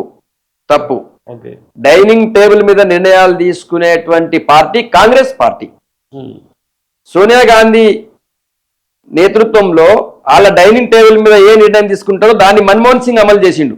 దేశ ప్రధాని సోనియా గాంధీ నుంచి వచ్చినటువంటి స్క్రిప్ట్ ని మన్మోహన్ సింగ్ చదివేది, దేశ ప్రధాని. కానీ ఇక్కడ మన రాష్ట్రంలో కేసీఆర్ ఇంట్లో జరిగేటువంటి డైనింగ్ టేబుల్ నిర్ణయాలు రాష్ట్రం మీద రుద్దిరు. భారతీయ జనతా పార్టీ ఒక ప్రజాస్వామ్యయుతమైనటువంటి పార్టీ. భారతీయ జనతా పార్టీకి సంబంధించిన విషయాల్ని పార్టీ కమిటీ చూసుకుంటుంది. ప్రభుత్వాలు నడిపేటువంటి రాష్ట్రాల్లో ఆ ప్రభుత్వాలు చూసుకుంటాయి. 22 రాష్ట్రాల్లో ఈరోజు భారతీయ జనతా పార్టీ నేతృత్వంలోని ఎన్డీఏ కూటమి రాష్ట్ర ప్రభుత్వాలు పాలిస్తున్నాయి. ఆ రాష్ట్రాల్లో ఆ ప్రభుత్వాలు పాలిస్తున్నాయి. ఆ ప్రభుత్వాలు నిర్ణయాలు తీసుకుంటాయి. ఎక్కడ కూడా ఆర్ఎస్ఎస్ ఇన్వాల్వ్ కాదు. కేంద్రంలో నరేంద్ర మోడీ గారి నేతృత్వంలోని ఎన్డీఏ గవర్నమెంట్ పాలిస్తుంది. సో మోడీ గారి నేతృత్వం మీద, మోడీ గారి లీడర్షిప్ లో ఉన్నటువంటి క్యాబినెట్ లో డిసిజన్స్ అయితే, మోడీ గారి నేతృత్వంలోని గవర్నమెంట్ డిసిజన్ తీసుకుంటుంది, గవర్నమెంట్ పాలిస్తుంది. ఎక్కడ కూడా రాష్ట్రీయ స్వయం సేవక్ సంఘ్ ఎవరి అంతర్గత వ్యవహారాల్లో కూడా ఇన్వాల్వ్ కాదు. మేము అక్కడ నుంచి మంచి విషయాలు నేర్చుకొని వచ్చినాం. ఆ మంచి విషయాల్ని ప్రజాసేవకు వాడతాం. అంటే మీరు చెప్పిన విధానంగా బీజేపీలో ఒక మంచి పోస్ట్ రావాలంటే ఆర్ఎస్ఎస్ అయి ఉండాలి. అట్లేం ఉండదే. ఈరోజు హిమంత బిశ్వ శర్మ, ఆయన బీజేపీ నుంచో లేక ఇంకెక్కడి నుంచో రాలేదు. ఆయన ఈరోజు ఆ రాష్ట్రాన్ని 3 సార్లు కంటిన్యూగా పాలిస్తున్నాడు, అద్భుతంగా పాలిస్తున్నాడు. ఆయనకి దీనికి సంబంధం లేదు కదా. చాలా రాష్ట్రాల్లో ముఖ్యమంత్రులుగా ఉన్న వాళ్ళు ఆర్ఎస్ఎస్ సంబంధించిన వాళ్ళు కాదు. ఉండాలని రూలం లేదు, అది అబద్ధం. కావాలని రాహుల్ గాంధీ చేస్తున్నటువంటి ప్రాపగండ అది. రాహుల్ గాంధీకి బీజేపీ అన్నా ఆర్ఎస్ఎస్ అన్నా భయం పట్టుకుంది. ఆయన కళలో కూడా ఆర్ఎస్ఎస్ గురించి కలవరిస్తున్నాడు. మొన్న మాట్లాడుతున్న విద్యా వ్యవస్థ విధ్వంసం చేస్తున్నారు, ఆర్ఎస్ఎస్ వాళ్ళు వచ్చారంటారు. బరోబర్ చేస్తారు. విధ్వంసం కాదు, గాడిలో పెడతారు.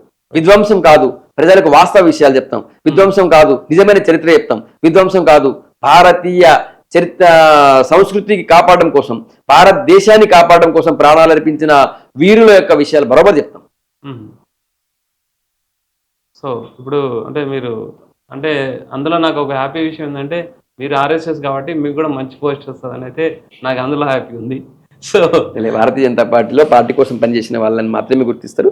పార్టీ కోసం పనిచేసిన వాళ్ళకి ఈ రోజు కాకపోతే రేపన్న వస్తుంది, రేపు కాకపోతే ఎల్లుండి అని వస్తుంది. మీకు తెలుసు చాలా రాష్ట్రాల్లో మీరు ఊహించినటువంటి వాళ్ళు ముందు నుంచి కూడా పార్టీ కోసం 20 ఏళ్ళు 30 ఏళ్ళు 40 ఏళ్ళు పనిచేసినట్టు చాలా మంది కార్యకర్తలు ఉన్నారు. వాళ్ళ ఊహించని విధంగా సడన్ గా వాళ్ళకి ఏదో ఒక రోజు మంచి పోస్ట్ వచ్చిన సందర్భాలు చూస్తున్నారు. మీరు ముఖ్యమంత్రులు అయిన వాళ్ళు చూస్తున్నారు, మొదటిసారి ఎమ్మెల్యే కావచ్చు, కానీ ముందు నుంచి కూడా పార్టీ కోసం వాళ్ళు 40 సంవత్సరాలుగా పనిచేస్తున్న వాళ్ళు ఉన్నారు, ముఖ్యమంత్రి అయినారు. నితిన్ నబీన్ గారు యువకుడు, జస్ట్ 40s లో ఉన్నటువంటి ఒక యువకుడు ఈరోజు భారతదేశం పాలించేటువంటి బీజేపీకి జాతీయ అధ్యక్షుడైంది. ఆయన పార్టీ కోసం పనిచేసిన రోజు కాబట్టి ఆయనకు ఆ పోస్ట్ వచ్చింది. భారతీయ జనతా పార్టీ తప్పకుండా పనిచేసిన కార్యకర్తలను గుర్తుంచుకుంటుంది, ఏదో ఒకరు వస్తుంది. మీరు అన్నట్టు పార్టీ కోసం పనిచేసిన రోజు ఏదో ఒకరు నాకు కూడా వస్తుంది. ఓకే, ఇంకోటనా ఇప్పుడు ఇంతకుముందు నిర్ణయాల గురించి మాట్లాడేది కదా, బీజేపీలో ఓన్లీ మోనోపాలీ డిసిషన్స్, అంటే మోనోపాలీ అనకూడదు, ఇద్దరు డిసిషన్స్ మాత్రమే దేశం మొత్తం ప్రజెంట్ అయితే వర్కౌట్ అవుతున్నాయి. ఓన్లీ అమిత్ షా, మోడీ ఇద్దరే డిసిషన్ తీసుకుంటారు. డిసిషన్ తర్వాత ఇంప్లిమెంట్ చేస్తారు, కానీ డిసిషన్ మేకింగ్లో మాత్రం వేరే కార్యకర్తలు కానీ సెంట్రల్ మినిస్టర్లు కానీ ఎవరు అభిప్రాయాలు ఉండవు అనేది ఒక మాట ఉంది. పచ్చి అబద్ధం. నేను ఇంతకుముందు చెప్పింది మళ్ళీ చెప్తాను. నేను కాంగ్రెస్ పార్టీలో సోనియా గాంధీ ఇంట్లో డిసిజన్ ఫైనల్ అయితే మన్మోహన్ సింగ్ గారు అమలు చేసేది. ఆయన భారతదేశ ప్రజలకు ఏది మేలు ఏది చెడు అనే విషయం ఆయన ఏమాత్రం ఆలోచించలేదు. విదేశీ ప్రతినిధులు వస్తే, విదేశాల నుంచి ప్రధానమంత్రులు ప్రెసిడెంట్లు వస్తే, విదేశాల ప్రెసిడెంట్లు వస్తే ముందు సోనియా గాంధీని కలిసిన తర్వాత ప్రధానమంత్రి మన్మోహన్ సింగ్ కలిసేవాళ్ళు. కానీ ఇప్పుడు అట్లా కాదు. ఏ శాఖకు సంబంధించిన వాళ్ళు ఆ శాఖలు నిర్ణయం తీసుకుంటారు, ఏ డిపార్ట్మెంట్కి సంబంధించిన ఆ డిపార్ట్మెంట్లో నిర్ణయాలు జరుగుతుంటాయి. క్యాబినెట్ సమిష్టి నిర్ణయం ఉంటుంది. అఫ్కోర్స్ క్యాబినెట్ నిర్ణయాల్లో క్యాబినెట్ హెడ్గా ఉన్నటువంటి ప్రధానమంత్రి గారి యొక్క నిర్ణయం పైన కూడా ప్రభావం ఉంటుంది, నిర్ణయం కూడా ప్రభావం ఉంటుంది తప్ప ఎక్కడ కూడా మోనోపలి కానీ డిక్టేటర్షిప్ కానీ లేదు. నేను చెప్తాను కదా, కేసీఆర్ ఇంట్లో డైనింగ్ టేబుల్ మీద డిసిజన్స్ నే ప్రజల మీద రుద్దురు. ఇక్కడ కేసీఆర్ పాలనలో వేరే వాళ్ళందరికీ కూడా ఏమైనా అవకాశం ఉండినా అప్పుడు మంత్రిగా ఉన్నటువంటి ఈటల రాజేందర్ గారిని 3 సార్లు గేట్ దగ్గర ఆపేసి వెనక్కి పంపించేసారు. ఆయన మినిస్టర్. ఆయన అది కుటుంబ పాలనలో ఉంటుంది, ఇది డెమోక్రటిక్ పాలన. మొదటి. రెండో ఇంకొక విషయం పదే అడుగుతున్నా కాబట్టి చెప్తున్నా. కాంగ్రెస్ పార్టీలో మొదటి ప్రధాని ఎవరు? జవహర్లాల్ నెహ్రూ. తర్వాత ఎవరు? ఇందిరాగాంధీ. తర్వాత ఎవరు? రాజీవ్ గాంధీ. ఆ తర్వాత సోనియా గాంధీ కూడా అవుతుండే. భారతదేశంలో ఉన్నటువంటి చాలా మంది ఆమె ఇటలీ నుంచి వచ్చిన ఆమె ఎట్లా అవనిస్తామంటే అప్పుడు మన్మోహన్ సింగ్ అనేటువంటి ఒక మౌన మునిని పెట్టి ఒక బొమ్మను పెట్టి సోనియా గాంధీ ఆడించింది, చైర్పర్సన్ అంటే హోదా చేసుకుని. ఇప్పుడు రాహుల్ గాంధీ గారు నెక్స్ట్ నేనే ఆయనే అవుతారని అంటున్నారు అందరు కాంగ్రెస్ పార్టీ. ఇప్పుడు రేవంత్ రెడ్డి ఏమంటారు? రాహుల్ గాంధీ ప్రధాని చేసే వరకు నేను విశ్రమించను, రాహుల్ గాంధీ ఊడిగం చేసే వరకు విశ్రమించారు, రాహుల్ గాంధీ నేను ప్రధానమంత్రి చేస్తూ మంచి నాయకుడు ప్రధానమంత్రి చేస్తాను ఎవరు ఇంకో వేరే లేరా? ఎందుకు వాళ్ళ కుటుంబం వాళ్ళే ఉన్నారా? టీఆర్ఎస్ ఏమంటారు? రామన్న ముఖ్యమంత్రి కావాలి, కేసీఆర్ అయిపోయిందిగా, కేసీఆర్ ఇన్ని రోజులు చేసిండు, ఇప్పుడు రామన్న కావాలి. కానీ భారతీయ జనతా పార్టీలో నెక్స్ట్ మోడీ గారి తర్వాత ప్రధానమంత్రి ఎవరంటే ముందు ఎవరు చెప్పగలుగుతారా? నువ్వు చెప్తావా? నేను చెప్తానా? ఎవరు చెప్పరు. ఎందుకంటే మోడీ గారికి పిల్లలు లేరు, ఉన్నా కూడా ఇవ్వరు. ఎవరో ఒక మామూలు కార్యకర్త కూడా ప్రధానమంత్రి అయ్యే అవకాశం కేవలం భారతీయ జనతా పార్టీలో ఉంది. ఎక్కడ కూడా మోనోపోలీ డిసిజన్స్ ఉండవు. మీరు ఇప్పుడు నెక్స్ట్ మోడీ గారికి పిల్లలు లేరు, ఓకే, అమిత్ షా గారు ఉన్నారు, అమిత్ షా గారు కొడుకున్నాడు, అమిత్ షా గారి కొడుకు మంత్రి అవుతారని ఎవరు చెప్పగలుగుతారా? ఇప్పటిదాకా అయింది ఆయన ఏమన్నా? కాలేదు. ఆయన ఏదో స్పోర్ట్స్ సిస్టమ్ ఉంది, ఆయన స్పోర్ట్స్ వైపు అటు తిరుగుతున్నాడు, క్రికెట్ వైపు, అంతే తప్ప ఆయనకి ఎక్కడ లేదు కదా. కాబట్టి ఇక్కడ వారసత్వ రాజకీయాలు, కుటుంబ రాజకీయాలు, నియంత నిర్ణయాలు ఉండవు. ఇది నిజమైనటువంటి డెమోక్రటిక్ పార్టీ భారతీయ జనతా పార్టీ. సమిష్టి నిర్ణయాలు ఉంటాయి. ఓకే, మీరు ఇంతకుముందు మనం సిజేపీ ప్రొటెస్ట్లో అక్కడ ఉండే వాళ్ళకు ఆన్లైన్ ఆర్డర్స్ వచ్చాయన్న, అంటే ఫుడ్ అంటే దుబాయ్ నుంచి కానీ, తర్వాత వేరే పాకిస్తాన్ నుంచి కానీ, తర్వాత డిఫరెంట్ కంట్రీస్ నుంచి కూడా వచ్చాయి, ఇండియా నుంచి కూడా డిఫరెంట్ ప్లేస్ నుంచి వచ్చాయి. సో వాళ్ళకు మొత్తం ఓవరాల్ దేశం మొత్తం వాళ్ళకి సపోర్ట్ ఉన్నట్ట, అంటే ఎలా పర్సన్ ఖాన్ అనే పర్సన్ కూడా ఒక 10 లక్షల మందికి ఫుడ్ పెట్టారు. అరే వీళ్ళందరినీ బ్యాక్గ్రౌండ్ ఎంక్వైరీ స్టార్ట్ చేశారు ఇప్పుడు. అంటే అంటే అది చూద్దాం ఏమవుతుందో, ముందు ముందు ఇంకేం జరుగుతుంది చూద్దాం. కానీ ఒక్కొక్కటైతే ప్రమాదకరమైన విషయం, ఒక విషయం చెప్తాను నేను. ఒక చిన్న మొబైల్ షాప్ నడుపుకునేటువంటి ఆ ఖాన్, మీరని చెప్పినటువంటి ఖాన్, రోజు 5,000 6,000 సంపాదించే వ్యక్తి. 4,000 కంటే ఎక్కువ ఇన్కమ్ ఉండదు ఆయన అన్ని బొంగ. అట్లాంటి వ్యక్తి ఒక్కొక్క రోజు 8 లక్షల రూపాయల వర్త్ ఫుడ్ పెట్టిండు. ఎక్కడి నుంచి పెట్టినట్టు? నీ 8 లక్షలు రోజు ఖర్చు చేస్తున్నావు అంటే 25 రోజుల పాటు ఎంత ఖర్చు అయింది? నువ్వు ఎన్ని రోజులు పెట్టావు? ఆ డబ్బులు ఎక్కడి నుంచి వచ్చినాయి? మంచి పనే కదా. ఎక్కడి నుంచి వచ్చినాయి? నువ్వు నీ ఇన్కమ్ 5,000 రోజు, 8 లక్షలు నువ్వు ఖర్చు పెడుతున్నావు. వదిలేద్దామా? ఎన్నికలు వచ్చిన విషయం తెలుసుకోవద్దా? తెలుసుకోవాలి. నీ ఇన్కమ్ 5,000 రోజుకి, నువ్వు రోజు 8 లక్షల రూపాయలు ఖర్చు పెడుతున్నావు. ఎక్కడి నుంచి వచ్చినాయి డబ్బులన్నీ? ఎక్కడి నుంచి వచ్చినాయి చెప్పు. పెట్టే ధైర్యం చేస్తావు నువ్వు? ఫర్ ఎగ్జాంపుల్ నీ జీతం ఒక నెలకు ₹1,00,000 ఉంది. నువ్వు ఒకటే రోజు 5 లక్షలు 5-6 లక్షలు నువ్వు పెట్టగలుగుతావా? నేను పెట్టగలుగుతాను? పెట్టలేము. అవి ఎక్కడి నుంచి వచ్చినాయి? సో అవన్నీ ఎంక్వైరీ చేయాల్సిన అవసరం ఉంది. 100% కేంద్ర ప్రభుత్వం, ఢిల్లీ పోలీస్, ఆయన యూపీ నుంచి వచ్చిన యూపీ బేస్డ్ ఆయన కాబట్టి ఆ యూపీ పోలీసులు కూడా ఎంక్వైరీ చేస్తున్నారని తెలుస్తుంది. కేంద్ర అది చట్టం తన పని తాను చేసుకోబోతుంది. మొదటిది, కేంద్ర ప్రభుత్వం, ఢిల్లీ పోలీసులు వాళ్ళకి సీజేపీకి ఇచ్చినటువంటి హామీ ఏంటి? ఆ హామీలు నెరవేర్చే విషయంలో వెనక్కి దగ్గర తప్పు చేయరు, మరి మాట మార్చారు అంతే. కానీ ఖచ్చితంగా జరుగుతుంది. కానీ ఒక విషయం చెప్తాను నేను, పదే ఇక్కడ రేవంత్ రెడ్డి కూడా ర్యాలీ తీసిండు, కేటీఆర్ ధర్నాలో పాల్గొన్నాడు, రాహుల్ గాంధీ కూడా ఇది విద్యార్థుల విజయం, లేకపోతే అంతకుముందు రాహుల్ గాంధీ ఈయన ధర్మేంద్ర ప్రధాన్ రాజీనామా చేయాలని చెప్పి డిమాండ్ చేసిండు. నేను ఒక విషయం అడుగుతా, 2006లో ఎయిమ్స్ పేపర్ లీక్ అయింది, ఢిల్లీలో లీక్ అయింది. ఢిల్లీ ముఖ్యమంత్రిగా శీలా దీక్షిత్ ఉన్నారు, కేంద్రంలో ప్రధానమంత్రిగా మన్మోహన్ సింగ్ ఉన్నాడు, రాజీనామా చేసిందా. 2009లో Haryana teacher recruitment test exam leak అయింది. హర్యానాలో కాంగ్రెస్ గవర్నమెంట్ ఉంది, ముఖ్యమంత్రి రాజీనామా చేసిందా, విద్యాశాఖ మంత్రి రాజీనామా చేసిందా. 2011లో AIEEE పేపర్ లీక్ అయింది, అప్పుడు ప్రధానమంత్రిగా మన్మోహన్ సింగ్ ఉన్నాడు, ఆయన రాజీనామా చేసిందా, విద్యాశాఖ మంత్రి రాజీనామా చేయించిందా. 2011లోనే యూపీపీసీఎస్ గవర్నమెంట్ యూపీకి సంబంధించినటువంటి పీసీఎస్ ఎగ్జామ్ పేపర్ లీక్ అయింది.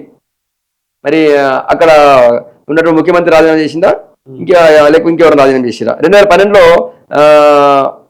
ఎయిమ్స్ పేపర్ లీక్ అయింది, యూపీఏ నుండి 12లో ప్రధానమంత్రి రాజీనామా చేసింది. నేను చెప్పేది ప్రధానమంత్రి మన్మోహన్ సింగ్ నేతృత్వం ఎన్ని పేపర్లు లీక్ అని చెప్తున్నాను. ప్రధానమంత్రి ఎప్పుడో రాజీనామా చేసినా మన్మోహన్ సింగ్ తో ఏమన్నా ఆయన రాజీనామా చేయించిన రాహుల్ గాంధీ వాళ్ళ అమ్మ కానీ, వాళ్ళ అమ్మ అనే నేతృత్వం వహించింది కదా యూపీఏ చైర్పర్సన్ గా, మరి ఎందుకు రాజీనామా చేయించలేదు? ఈయన పెద్ద పోటుగా మాట్లాడుతున్నాను. అంతేందుకు కాంగ్రెస్ పార్టీ నేతృత్వంలో ఇప్పుడు చెప్తున్నాను, ఈ 1 year విషయం చెప్తున్నాను, కాంగ్రెస్ పార్టీ నేతృత్వంలో కర్ణాటకలో ఒకటి వెటర్నరీ ఆఫీసర్స్ పేపర్ లీక్ అయింది. 80 లక్షలకు ఒక పేపర్ 8 లక్షలకు ఒక పేపర్ అమ్ముకున్నారని చెప్పి పెద్ద రాధాంతం జరుగుతుంది అక్కడ. మరి కర్ణాటకలో కాంగ్రెస్ గవర్నమెంట్ ఉండే, మొన్నటిదాకా సిద్ధరామయ్య ఉండే, ఆయనతో ఎందుకు రాజీనామా చేయించలేదు? ఈ రాహుల్ గాంధీకి ఏమైనా సిగ్గుందా మాట్లాడడానికి? ఈ రేవంత్ రెడ్డికి ఏమైనా సిగ్గుందా? ఇంకా రేవంత్ రెడ్డి గొప్పతనం చెప్తా, రేవంత్ రెడ్డి నేతృత్వంలో 10th క్లాస్ పేపర్ లీక్ అయింది. అది లీక్ అని తెలిస్తే మళ్ళా గగ్గోలేదని చెప్పి అది లీకే కాదని చెప్పి కొట్టిపడేసింది. ఆ పేపర్ వాట్సాప్ లో అంతా వచ్చింది, అది లీక్, అది పేపర్ కానీ లీక్ కాదని చెప్పి కొట్టిపడేసింది, అయిపోయింది. ఇది లేవా రేవంత్ రెడ్డి ఘనత? మరి నువ్వు రాజీనామా చేయనట్టు, మరి నీ దగ్గర పేపర్ లీక్ కాగానే. అంతేందుకు నీ దగ్గర గ్రూప్ 1 అభ్యర్థుల రిక్రూట్మెంట్ కి సంబంధించి 3 సార్లు ఇదంతా అవకతవకలే. ఇప్పటికి కూడా దీనికి సంబంధించినటువంటి అభ్యర్థులు సుప్రీంకోర్టు దాకా కూడా ఫైట్ చేస్తున్నారు. అంటే నీ లెక్క ప్రకారం 100% అది కూడా లీకే. ఒకే సెంటర్ లో ఒకే రూమ్ లో పడ్డ వాళ్ళకి మాత్రమే మొత్తం ర్యాంకులు వచ్చేసినాయి, ఉద్యోగాలు వచ్చినాయి. అది లీక్ కాదా? మరి రేవంత్ రెడ్డి రాజీనామా చేసిందా? ఇక పోటుగాడు ఈయన కేటీఆర్ మాట్లాడుతున్న పెద్ద సిపాయి లెక్క. కేటీఆర్ షాడో సీఎం గా ఉన్నప్పుడు, వాళ్ళ నాన్న సీఎం గా ఉన్నటువంటి టైంలో టీఎస్పీఎస్సీ పేపర్ లీక్ అయింది, ఇంటర్మీడియట్ పేపర్ లీక్ అయింది, 10th క్లాస్ 2 సబ్జెక్టులు లీక్ అయినాయి. రాజీనామా చేసి కేసీఆర్ రాజీనామా చేసిందా, కేటీఆర్ రాజీనామా చేసిందా? పైగా 10th class Hindi paper leak అయితే వాడు దొంగ ఎవడో అని పట్టుకోకుండా అప్పుడు బీజేపీ స్టేట్ ప్రెసిడెంట్ గా ఉన్నటువంటి బండి సంజయ్ గారిని కేసు పెట్టి ఆయన అరెస్ట్ చేస్తారు సిగ్గు లేకుండా. దొంగ ఎవడో నువ్వు పట్టుకోవాలా, ఆ దొంగను పట్టుకోకుండా ఆ కేసుని సంజయ్ గారి మీద వేసి ఈయనని అర్ధరాత్రి పూట ఇంట్లో నుంచి ఎత్తుకొని పోయి రాత్రంతా రోడ్డు మీద తిప్పి తెల్లారి అరెస్ట్ చూపిస్తారు. ఈ సిగ్గు లేనటువంటి కేటీఆర్ ఈరోజు విద్యార్థుల గురించి లేకపోతే పేపర్ లీక్ గురించి మాట్లాడతాడు. ఎన్ని పేపర్ లీక్ అయినాయి నువ్వు ఉరేసుకోవాలా, ఆ తర్వాత నువ్వు క్వశ్చన్ అడగాలి, ఇప్పుడు వేరే వాళ్ళని ప్రశ్నించాలి. ఇంత సోయిలైన వీళ్ళు ఇంత దుర్మార్గులు వీళ్ళు మమ్మల్ని ప్రశ్నిస్తారు, మా నిబద్ధత ప్రశ్నిస్తారు. బరోబర్ మేము దేశం కోసం మేము ఎలాంటి నిర్ణయాలకైనా సరే దేశ భద్రత కోసం దేశ సమగ్రత కోసం ఎప్పుడు కూడా మేము వెనకాడం. అందుకే ఒక అడుగు వెనకేయడానికి కూడా మాకేం బేసిజాలు. అందుకే ధర్మేంద్ర ప్రధాన్ గారు రాజీనామా చేసినారు. ఇప్పుడు స్టేట్ గురించి మాట్లాడేది కాబట్టి పెరేడ్ గ్రౌండ్స్లో నరేంద్ర మోడీ గారు అనౌన్స్మెంట్ చేశారు, నెక్స్ట్ 2028 ఆర్ 29లో తెలంగాణలో బీజేపీ జెండా ఎగురుతుందని. నిజంగా జెండా ఎగురుతుందా అంటే ఫస్ట్ ఆఫ్ ఆల్ నేను చెప్పేది ఏంటంటే ఇక్కడ మీకే సఖ్యత లేదు. నేను బండి సంజయ్ అంటే ఈటెలకు పడదు, ఈటెలు అంటే కిషన్ రెడ్డికి పడదు, కిషన్ రెడ్డి అంటే అందరూ ఒకరొకరు పెద్ద పెద్ద లీడర్లు అందరూ ఒకరికొకరి కంటే పడదు. సో మీ ఇంట్లో కుంపటే కరెక్ట్ లేదు, ఇక్కడ తెలంగాణలో జెండా ఎట్లా ఎగిరిస్తారు? రవి, భారతీయ జనతా పార్టీ ఒక సిద్ధాంతం మీద నడిచేటువంటి పార్టీ. వేరే పార్టీలాగా ఎవడి ఇష్టం వచ్చినట్టు వాడు కుక్కలు జిమ్మే విస్తరలాగా ఉండేటువంటి పార్టీ కాదు. మన 5 వేళ్ళు ఉన్నాయి. ఈ 5 వేళ్లలో అన్ని వేళ్ళు ఒక్కొక్క రకంగా ఉన్నాయి. ఇది చిన్నగా ఉంది, ఇది పెద్దగా ఉంది, ఇది పొడుగు ఉంది, ఇది లావుగా ఉంది. అయినా కూడా ఈ 5 వేళ్ళని కల్పించేటువంటి ఒక వ్యవస్థ ఉంది మన చేతికి. అట్లానే భారతీయ జనతా పార్టీకి కూడా 2 విషయాలు ఉంటాయి. ఒకటి సిద్ధాంతం, రెండోది మా పార్టీ క్రమశిక్షణ. ఎవరు ఎన్ని మాట్లాడినా ఎవరు ఏమనుకున్నా కూడా మా పార్టీ కార్యకర్త నుంచి పార్టీ జాతీయ అధ్యక్షుడు దాకా ఒక క్రమశిక్షణకు లోబడి ఉంటారు, ఒక సిద్ధాంతానికి లోబడి పనిచేస్తారు. చెప్తున్నాను, ఇక్కడ మీరు అన్నటువంటి చెప్తున్న వాళ్ళకి వీళ్ళకి పడదు, వీళ్ళకి వాళ్ళకి పడదు, ఎవరికి ఏం పడదు అనే సమస్య లేదు. ఒకటి అట్లాంటి పరిస్థితుల్లో కూడా పార్టీ ఏది చెప్తుందో అందరూ అదే పని చేస్తారు. మీకేం లేదు. మొన్న మీరు చెప్పినటువంటి పేర్లలో మొన్ననే మీరు చూసినారు, ఈటెల రాజేందర్ గారు, బండి సంజయ్ గారు, లక్ష్మణ్ గారు ఇంట్లో కూర్చొని మాట్లాడారు. అక్కడ ఏదో ఈ నెక్స్ట్ మున్సిపల్ ఎలక్షన్ ఎట్లా చేయాలని డిస్కస్ చేశారు. మున్సిపల్ ఎలక్షన్ లో నెక్స్ట్ వచ్చే ఎలక్షన్స్ అవే కాబట్టి మాట్లాడుకున్నారు. అంటే ఒకరొకరు పడదనే న్యూస్ బయట మీడియాలో ఎక్కువ పాకుతుంది కాబట్టి దాన్ని ఆపాలని చెప్పేసి బీజేపీ వృద్ధిని చూసి తట్టుకోలేక, బీజేపీ యొక్క పెరుగుదలను చూసి తట్టుకోలేక కొంతమంది ఇట్లాంటి వార్తల్ని సృష్టిస్తున్నారు తప్ప భారతీయ జనతా పార్టీ ఎదుగుదలను ఎవరు ఆపలేరు. భారతీయ జనతా పార్టీ ఏమంటానికి గెలుపును కూడా ఎవరు అడ్డుకోలేరు. ఇప్పటిదాకా భారతీయ జనతా పార్టీ 22 రాష్ట్రాల్లో ఎన్డీఏ కూటమితో కలిసి, ఎన్డీఏలో కూటమి రాష్ట్ర పార్టీలతో కలిసి ప్రభుత్వాలను ఏర్పాటు చేసింది. కేంద్రంలో నిరాటంకంగా 3వ సారి అధికారంలోకి వచ్చింది. అత్యధిక రోజులు కంటిన్యూగా పాలించినటువంటి ప్రధానమంత్రిగా నరేంద్ర మోడీ గారు రికార్డు సృష్టించారు. ఇది మీ కళ్ళకు కనిపిస్తుంది కదా. నెక్స్ట్ కర్ణాటక ఎలక్షన్స్ రాబోతున్నాయి, మేము గెలుస్తున్నాం అక్కడ. నెక్స్ట్ యూపీ ఎలక్షన్స్ రాబోతున్నాయి, అక్కడ రిపీట్ అవుతుంది. మీరు ఏ ఎలక్షన్ తీసుకున్నా సరే తెలంగాణ ఎలక్షన్స్ వచ్చినప్పుడు బరోబర్ గెలుస్తాం. తెలంగాణలో భారతీయ జనతా పార్టీ నేతృత్వంలో గవర్నమెంట్ ఫామ్ అవుతుంది. సీఎం ఎవరు ఉంటారు? ఇప్పటిదాకా భారతీయ జనతా పార్టీ ఎప్పుడు కూడా సీఎం ఫేస్ అనేది కూడా చూపించలేదు. భారతీయ జనతా పార్టీలో ప్రతి కార్యకర్త పార్టీ గెలుపు కోసం పనిచేస్తాడు, ఆ పార్టీ అధికారం తేవడం కోసం పనిచేస్తాడు. ఆ తర్వాత గెలిచినటువంటి ఎమ్మెల్యే అందరూ కూడా కలిసి సీఎం ఎవరో డిసైడ్ చేస్తారు. నేనేమంటున్నా, భారతీయ జనతా పార్టీలో ఆ సంప్రదాయమే లేదు. టీఆర్ఎస్ గెలిచింది అనుకోండి, బీఆర్ఎస్ గెలిచింది అనుకోండి, అయితే కేసీఆర్ సీఎం అవుతాడు, ఆయనకు శాతం అయితే లేదు అనుకుంటే కేటీఆర్ సీఎం అవుతాడు. ఇప్పుడు మళ్ళీ కాంగ్రెస్ గవర్నమెంట్ గెలిచింది అనుకోండి, మళ్ళీ రేవంత్ రెడ్డి సీఎం అవుతాడు. లేదా ఇంకో పార్టీ అయింది అనుకోండి, వాళ్ళ ఇంటి వాళ్ళు అవుతారు ఎవరన్నా. కానీ భారతీయ జనతా పార్టీలో ఒక చిన్న కార్యకర్త కూడా కావచ్చు. మీకు తెలుసుగా, ఫస్ట్ టైం గెలిచినటువంటి ఎమ్మెల్యే లేదు, ఎన్ని రాష్ట్రాల్లో ముఖ్యమంత్రులు లేరు. ఫస్ట్ టైం గెలిచిన వాళ్ళు, ఊహించినటువంటి వ్యక్తులు వాళ్ళు. కాబట్టి భారతీయ జనతా పార్టీలో ఒక చిన్న కార్యకర్త కూడా ముఖ్యమంత్రి అయ్యే అవకాశం ఉంది. భారతీయ జనతా పార్టీలో రైల్వే స్టేషన్ లో ఛాయ్ అమ్ముకున్నటువంటి వ్యక్తి కూడా భారతదేశానికి ప్రధానమంత్రి. ఈరోజు భారతదేశానికి విశ్వగురు స్థానం నిలబెట్టింది ఆయన. ఈ పార్టీలో పేర్లుండవు. తెలంగాణలో మంచిగా ఇందిరమ్మ రాజ్యం నడుస్తుంది, కొత్తగా బీజేపీ వచ్చి చేసేది ఏముంటది? వాళ్ళు అట్లే అంటుంటారు కానీ వాళ్ళకి అంత సీన్ లేదు. నెక్స్ట్ కూడా కాంగ్రెస్ అని అంటున్నారు. తెలంగాణలో ఇందిరమ్మ రాజ్యం నడుస్తుంటే తెలంగాణలో రైతులు ఎందుకు ఆత్మహత్య చేసుకుంటున్నారు, తెలంగాణ విద్యార్థులు ఎందుకు ఆత్మహత్య చేసుకుంటున్నారు, తెలంగాణలో రోజుకిన్ని మర్డర్లు మానభంగాలు ఎందుకు జరుగుతుంది? మొదటిది. రెండోది, హైదరాబాద్లో ఇప్పుడు కూల్చివేతల రాజ్యం నడుస్తుంది, తెలంగాణలో కూల్చివేతల రాజ్యం నడుస్తుంది, హైదరాబాద్లో హైడ్రా రాజ్యం నడుస్తుంది. అది కూడా ఆ హైడ్రా కూడా పర్టికులర్ పేద మధ్యతరగతి హిందువుల ఇళ్ల మీద నడుస్తుంది హైడ్రా బుల్డోజర్. అదే ఓఐసీ కాలేజ్ చెరువు నడిబొడ్డున ఉంటుంది ఫాతిమా కాలేజ్, అందులో ఆడికి పోదు, సల్కం చెరువులోకి బుల్డోజర్లు పోవు. ఎక్కడ ఇందిరామ రాజ్యం ఇది అరాచక రాజ్యం నడుస్తుంది. ఒకవేళ రేవంత్ రెడ్డి గారు చెప్పిన 6 గ్యారంటీలో సగం అమలు చేసినా కూడా మీరన్నా ఇందిరామ రాజ్యం ఒప్పుకునే వాళ్ళం. రేవంత్ రెడ్డి చెప్పిన దానిలో ఇప్పటిదాకా ఎన్ని అమలు చేసిన 420 హామీలు ఇచ్చిండు, 6 గ్యారంటీలు ఇచ్చిండు. అందులో ఒకటో రెండో తప్ప ఏమీ అమలు చేయలేదు. ఆ విద్యార్థులకు నిరుద్యోగ వృత్తి ఇస్తానని ఇచ్చిండా? రైతులకు 15,000 ఇస్తాడు, 12,000కే పరిమితం చేసిండు, కొంతమందికి ఇచ్చిండు. రైతు కూలీలకి అంటే కౌలు రైతులకు కూడా 12,000 ఇస్తాడు, ఇప్పటిదాకా ఒక్కరు కూడా ఇవ్వలేదు. చదువుకునే అమ్మాయిలకి స్కూటీ ఇస్తాడు, ఇచ్చిండా? పెళ్ళైన అమ్మాయిలకి తులం బంగారం ఇస్తాడు, ఇచ్చిండా? పెన్షన్ 4,000 నుంచి 4,000, తర్వాత వికలాంగుల వాళ్ళకి 4,500 పెంచుతాడు, పెంచిండా? ఇచ్చిండా? లేదు. మీరు వస్తే అవన్నీ ఇచ్చేస్తారు. మేము ఈ రాష్ట్ర ప్రజలకు ఏది అవసరం మేము హామీ ఇస్తాము, హామీ నెరవేరుస్తాం. కానీ వారెవరో చేసింది మేమెందుకు చేస్తాము? కాకపోతే కంటిన్యూ ఆన్గోయింగ్ స్కీమ్లు అన్ని కంటిన్యూ అవుతాయి. అంటే మీలాంటి మతతత్వ పార్టీకి ఎప్పుడు తెలంగాణలో చోటు ఉండదు. వెస్ట్ బెంగాల్ తరహాలో కూడా ఇక్కడ కూడా జెండా పాతేస్తామంటున్నారు, కానీ ఆల్టర్నేటివ్ బీఆర్ఎస్ ఉన్నాక బీజేపీకి ఎందుకు ఓటేస్తారని జనరల్ ఒక మామూలు పొలిటీషియన్స్ కానీ తర్వాత ఎవరంటారు?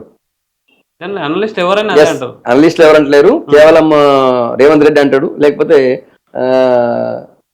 వాళ్ళకు సీక్రెట్ మిత్రుడు బీఆర్ఎస్ అంటారు, రహస్య మిత్రుడు వాళ్ళిద్దరు. చెప్తా వినండి. భారతదేశంలో ఒక ముస్లిం సంస్థ నీ ఇంటి దగ్గరకు వచ్చి ఇది వక్ఫ్ భూమి అంటే నువ్వు తీసుకుపోవచ్చు అని చెప్పి హక్కు కల్పించినటువంటి పార్టీ కాంగ్రెస్ పార్టీ. భారతదేశంలో నేను ముస్లింని, నేను ఎంతమంది నేను పెళ్లి చేసుకుంటా అంటే ఎస్ నీ ఇష్టం పో అని ముస్లిం పర్సనల్ లా బోర్డు పెట్టేసి ఇష్టం వచ్చిన చేయమని చెప్పి హక్కులు కల్పించింది కాంగ్రెస్ పార్టీ. ఒక భారతదేశంలో నేను ట్రిపుల్ తలాక్ చెప్పే కానీ నా భార్య విడాకులు ఇచ్చినట్టే అంటే ఎస్ నీ ముస్లిం పర్సనల్ లా బోర్డులో ఉంది కాబట్టి పెట్ట అని చెప్పేసి ముస్లిం పర్సనల్ లా బోర్డు తెచ్చింది కాంగ్రెస్ పార్టీ. వక్ఫ్ సవరణ చేసి వాడు ఏది కోరుకుంటే ఆ భూమి ఇచ్చేసింది కాంగ్రెస్ పార్టీ. ముస్లింల కోసం ప్రత్యేక మైనారిటీ కాలేజీలు పెట్టింది కాంగ్రెస్ పార్టీ. తెలంగాణలో ముస్లిం పార్టీగా ఉన్నటువంటి ముస్లిం రజాకర్ల పార్టీ, అది ముస్లిం పార్టీ కాదు, హిందువుల పైన అరాచకాలు చేసి ఊచకోత కోసినటువంటి రజాకర్ పార్టీని భుజం మీద పెట్టుకొని ఊరేగింది Congress party and BRS party. వాళ్ళ మద్దతు పార్టీలు. మేము భారతదేశ ప్రజలందరికీ కూడా సమానంగా చూసే పార్టీ. 80 కోట్ల మంది ప్రజలకి ఫ్రీగా రేషన్ ఇస్తున్నాం. అందులో ఎంతమంది ముస్లింలు ఉన్నారు, ఎంతమంది హిందువులు ఉన్నారో చూడలేదు. భారతదేశ ప్రజలందరికీ కూడా అర్హత ఉన్న ప్రతి రాష్ట్రంలో అందరికి కూడా పిఎం ఆవాస్ యోజన ఇండ్లు ఇస్తున్నాం. వాళ్ళు ముస్లింల హిందువులను అడగట్లేదు ఈ రాష్ట్ర ప్రభుత్వానికి కూడా. భారతదేశంలో పిఎం కిసాన్ సమ్మాన్ నిధి ఇస్తున్నాం రైతులకి 6,000 రూపాయల చొప్పున. ఇవి పెరిగింది ఈసారి. కానీ ఎక్కడ కూడా రైతు ముస్లిం రైతు హిందూ అని అడగట్లేదు. కానీ కాంగ్రెస్ పార్టీ ముస్లింల ఓట్ల కోసం మొత్తం భారత రాజ్యాంగాన్ని మార్చినటువంటి మతతత్వ పార్టీ కాంగ్రెస్ పార్టీ. తెలంగాణ రాష్ట్రంలో అసదుల్ ఓవైసీ కోసం వాళ్ళు దేనికంటే దానికి సాగిలపడి పాలించినటువంటి పార్టీ బీఆర్ఎస్ పార్టీ. వాళ్ళు మతతత్వ పార్టీ. మేం బరోబర్ చెప్తున్నాం, మెజారిటీ ప్రజల కోసం ఇన్ని రోజులు ఎవరు పట్టించుకోలేదు. మెజారిటీ ప్రజల యొక్క ఆవేదనని బాధని వింటామని చెప్తున్నాం. బరాబర్ హిందువుల కోసం, హిందువుల యొక్క బాధ గురించి వింటాం, హిందువులకు రక్షణగా ఉంటాం. అంత మాత్రాన మేము ఎవరికి ఏ మతానికి కూడా వ్యతిరేకం కాదు. ఓకే, ఫైనల్ అంటే మీరు టీచర్ నుంచి జర్నలిస్ట్ నుంచి ప్రజెంటర్ నుంచి పాలిటిక్స్కి వచ్చారు. అంటే కెరీర్ ఒక పీక్ స్టేజ్లో ఉన్నప్పుడు కూడా మీరు పాలిటిక్స్కి వచ్చారు. పాలిటిక్స్లో ఏం చేద్దామని అందులో బీజేపీకి వచ్చారు. అంటే ఎందుకు, అంటే మెయిన్ బీజేపీ చూజ్ చేయడానికి కారణం ఏంది? పాలిటిక్స్కి ఎందుకు వచ్చారు? అంటే మీరు తలుచుకుంటే అప్పుడున్న దానిలో మీరు మళ్ళీ వేరే ఛానల్కి సీఈఓగా వెళ్ళొచ్చు. అంటే మీ పోస్ట్ కానీ మీకున్న ట్రెండ్ అప్పుడు మంచి ట్రెండింగ్లో ఉండే. అప్పుడు మీరు ఎందుకు సడన్గా పొలిటికల్లోకి వచ్చారు? నేను బేసికల్లీ స్వయం సేవకుని, విద్యార్థి పరిస్థితి నుంచి వచ్చిన వ్యక్తి. కానీ బరోబర్ రాజకీయాలకు వస్తే బీజేపీకి వస్తే వేరే దగ్గరికి పోను. మొదటి. రెండవది, జర్నలిస్ట్గా ఉన్నప్పుడు ఎన్నో ప్రజా సమస్యలపైన నేను నా గళ వినిపించాను. ఎన్నో ప్రజా సమస్యల పరిష్కారం కోసం ప్రభుత్వాలపై ఒత్తిడి తెచ్చి, అప్పుడు అధికారం ప్రభుత్వాలపై ఒత్తిడి తెచ్చి ఆ సమస్యల పరిష్కారం కోసం నా వంతు ప్రయత్నం చేశాను. కొన్ని సక్సెస్ అయిన, సాల్వ్ అయినాయి, కొన్ని కాలేదు. కానీ నేను ఒక అత్యంత వెనుకబడినటువంటి ప్రాంతం నుంచి వచ్చిన ఒక వ్యక్తిగా మీరు ఆశ్చర్యపోతారు. ఒకప్పుడు మా ఊర్లో తాగడ నీళ్ళు లేక, ఇప్పటికి కూడా ఇంకో అంత అట్లనే ఉంది, మంచం మీద కూర్చొని స్నానం చేసి ఆ స్నానం చేసిన నీళ్ళనింటి సాన్పు చల్లుకున్నటువంటి పరిస్థితి నుంచి వచ్చినటువంటి ప్రాంతం వచ్చిన వ్యక్తి నేను. చాలా వెనుకబడిన మారుమూల పల్లెకి వచ్చిన వాడిగా నేను రాజకీయాల్లోకి వస్తే నా ప్రాంతం యొక్క అభివృద్ధికి నేను అనుకున్నట్టుగా చేసే అవకాశం ఉంటుందని ఆశించి వచ్చాను. సో జర్నలిజంలో సాధించలేనివి, జర్నలిజం ద్వారా మనము పరిష్కారం కనుగొనలేనివి రాజకీయాల ద్వారా సాధ్యమవుతాయి. రాజకీయాలు మాత్రమే చట్టసభల ద్వారా అనుకునే చేయొచ్చు అని చెప్పి ఆశతో, ఆ నమ్మకంతో వచ్చాను. రాజకీయాలు మీకు తెలుసు, రాగానే వెంటనే రాజకీయాలు పూల పాన్పు కాదు, రాజకీయాలు పూల బాట కాదు. అవును. రాజకీయాలు అంటేనే మీకు ఎట్లుంటే మీకు తెలుసు, కాబట్టి కొంచెం టైం పడుతుండొచ్చు. బట్ ఏదో ఒక రోజు నా గోల్ రీచ్ అవుతా నమ్మకం నాకుంది. మీరు టీచరు, జర్నలిస్ట్, ప్రజెంటర్, పొలిటీషియన్ ఏది ఎక్కువ మీరు అంటే ఎక్కువ లైక్ చేసింది ఏది ప్రొఫెషన్? నేను ఏ వృత్తిలో ఉంటే ఆ వృత్తికి పూర్తి న్యాయం చేసిన, ఏ వృత్తిలో ఉంటే ఆ వృత్తిని ఎంజాయ్ చేస్తూ నా వృత్తి ధర్మాన్ని నిర్వర్తించిన. ఓకే. నేను ప్రైవేట్ స్కూల్ పెట్టి ఆ స్కూల్ నిర్వహించినప్పుడు కూడా నేను పిల్లలతో చాలా కలుపుగోలుగా ఉంటూ వాళ్ళకి కావాల్సిన విద్యను అందించే ప్రయత్నం చేసిన. ఆ తర్వాత జర్నలిజంలో నేను పూర్తిగా చెమటను ధారపోసి జర్నలిస్ట్గా నా వృత్తి ధర్మాన్ని నిర్వర్తించిన. రాజకీయ నాయకుడిగా ఉన్నాను, ఇప్పుడు రాజకీయాల్లో ఉన్నాను. అఫ్ కోర్స్ రాజకీయాల్లో కూడా పూర్తి నిబద్ధతతో పనిచేస్తున్నాను. ఓకే. అంటే ఫైనల్‌గా ఇప్పుడు అంటే నెక్స్ట్ మీరు సంగప్ప గారిని ఏ విధంగా చూడొచ్చు? అంటే పొలిటీషియన్‌గా అయ్యారు. నెక్స్ట్ ఎమ్మెల్యేనా లేకపోతే ఎంపీనా ఎట్లా చూడొచ్చు? రాజకీయాల్లో ఎవరు ఏది నిర్దేశించలేరు, చెప్పలేరు. ఓకే. రాజకీయాల్లో ఎప్పుడు ఏమైనా జరగవచ్చు, ఓకే. తెలియదు, నాకు ఏమవుతుందో తెలియదు. అఫ్ కోర్స్ ఒక ప్రజాప్రతినిధి కావాలని ఆశతో వచ్చాను. ప్రజాప్రతినిధి కావాలని నారాయణ ఖేడ్ ప్రజలు మిమ్మల్ని ఫస్ట్ టైం అంటే రిజెక్ట్ చేశారు. కారణం ఏందనుకుంటా? అంటే రాజకీయాల్లో ఒకసారి ఒకరి ఓటమికి ఒకటే కారణం ఉండదు. ఓకే. చాలా మంది గొప్ప గొప్ప వాళ్ళు కూడా ఎన్టీ రామారావును కూడా ఓడించారు. అట్లాంటి పరిస్థితులు మనం చూసాం. కాబట్టి రాజకీయాల్లో ఒకటేసారి రాగానే గెలవడం అంటూ ఉండదు. నేను నిజానికి రాజకీయాల్లో రాగానే నాకు టికెట్ వచ్చింది. అది ఏమనుకున్నారండి అప్పుడు మిమ్మల్ని రిజెక్ట్ చేస్తే మీరు ఏం రివ్యూ చేసుకున్నారు? ఏం లేదు, నెక్స్ట్ ఇంకోసారి వెయిట్ చేయాలా, ఇంకా ప్రజలకు అందుబాటులో ఉండాలా, ఇంకా ప్రజల కోసం ఫైట్ చేయాలా. ఈసారి కాకపోతే కొంతమంది 5 సార్లు పోటీ చేసి 6వ సారి గెలిచిన వాళ్ళు ఉన్నారు రాజకీయాల్లో. కాబట్టి రాగానే గెలవాలని అనుకుంటే అత్యాశ అవుద్ది రాజకీయాలు. నేను వచ్చిన పోటీ చేసి నాకు వెంటనే గెలవాలా అనుకుంటే అది అత్యాశ అవుతుంది. మీ వ్యూ జనాలకు ఎక్కువ తీసుకెళ్ళలేకపోయారు అనుకుంటారు. అంటే జనాలు అంటే ఒక్కొక్క ప్రాంతంలో ఒక్కొక్క అంశం ప్రభావం చూపిస్తుంది. మా దగ్గర ఒక 3 కుటుంబాలకు సంబంధించినటువంటి ప్రభావం ఉంటుంది నా నారాయణ ఖేడ్లో. ప్రజలు కొత్త వాళ్ళకి అవకాశం ఇస్తారని చెప్పి ఆశించిన, ప్రజలు కూడా అదే విషయం చెప్పిన. కొత్త వారిగా వచ్చాను నేను. ఆ 3 కుటుంబాలు 70 సంవత్సరాల నుంచి నారాయణ ఖేడ్లో వాళ్ళు కాకపోతే వీళ్ళు కాకపోతే వాళ్ళు పాలిస్తున్నారు. అవకాశం ఏమని అడిగినా సరే ఒకసారి అయ్యలేదు, ఈసారి మళ్ళీ పాత అదే కుటుంబానికి ఇచ్చారు. కానీ నాకు ఇంకో రోజు ఏదో ఒక రోజు ఇస్తారని నమ్మకం నాకుంది. బరోబర్ నేను కొత్త రాజకీయ శక్తిగా ప్రాంతాన్ని ఎదుగుతా. అంటే మీ కమిట్మెంట్ నేను దగ్గర నుండి చూసిన కాబట్టి మీలాంటి వాళ్ళు రాజకీయాలకు వస్తే యాజ్ ఎ జర్నలిస్ట్గా, యాజ్ ఎ పర్సనల్ వెల్ విషర్గా నేను ఆనందపడతాను. Thank you. Plus final question, అనవసరంగా రాజకీయాలకు వచ్చినా ఏమనిపించింది? అనిపించలేదు. అంటే ఒకసారి రాజకీయాలు దిగిన తర్వాత వెనకపోవడం అంటూ ఉండదు. అంటే మీరు ఒకరు క్వశ్చన్ వేసేవాళ్ళు, ఎప్పుడు వేరే వాళ్ళ క్వశ్చన్ మనం ఎట్లా అట్లా అనిపించింది? ఇప్పుడు ఇది నేను కోరుకొని వచ్చింది అట్లా అని చెప్పి నేను ప్లాన్తో రాలేదు, సడన్గా ఆకస్మికంగా వచ్చాను. నిజంగా నాకు ఇది లాంగ్ టైం ప్లాన్ ఏం కాదు, సడన్ గానే వచ్చేసిన రాజకీయాలకి. ఎందుకు ఆ టైం కలిసి వచ్చింది, అట్లా ఆ టైంలో వచ్చేసిన నేను. కానీ తప్పు చేసిన భావన అయితే నాకేం లేదు. బట్ ఏదో ఒక రోజు నా గోల్ రీచ్ అయితే నమ్మకం అయితే ఉంది. ఆల్ ది బెస్ట్ అన్న. Thank you. Thanks for coming. Thanks for giving time. Thank you Ravi. Thank you Pallavi TV.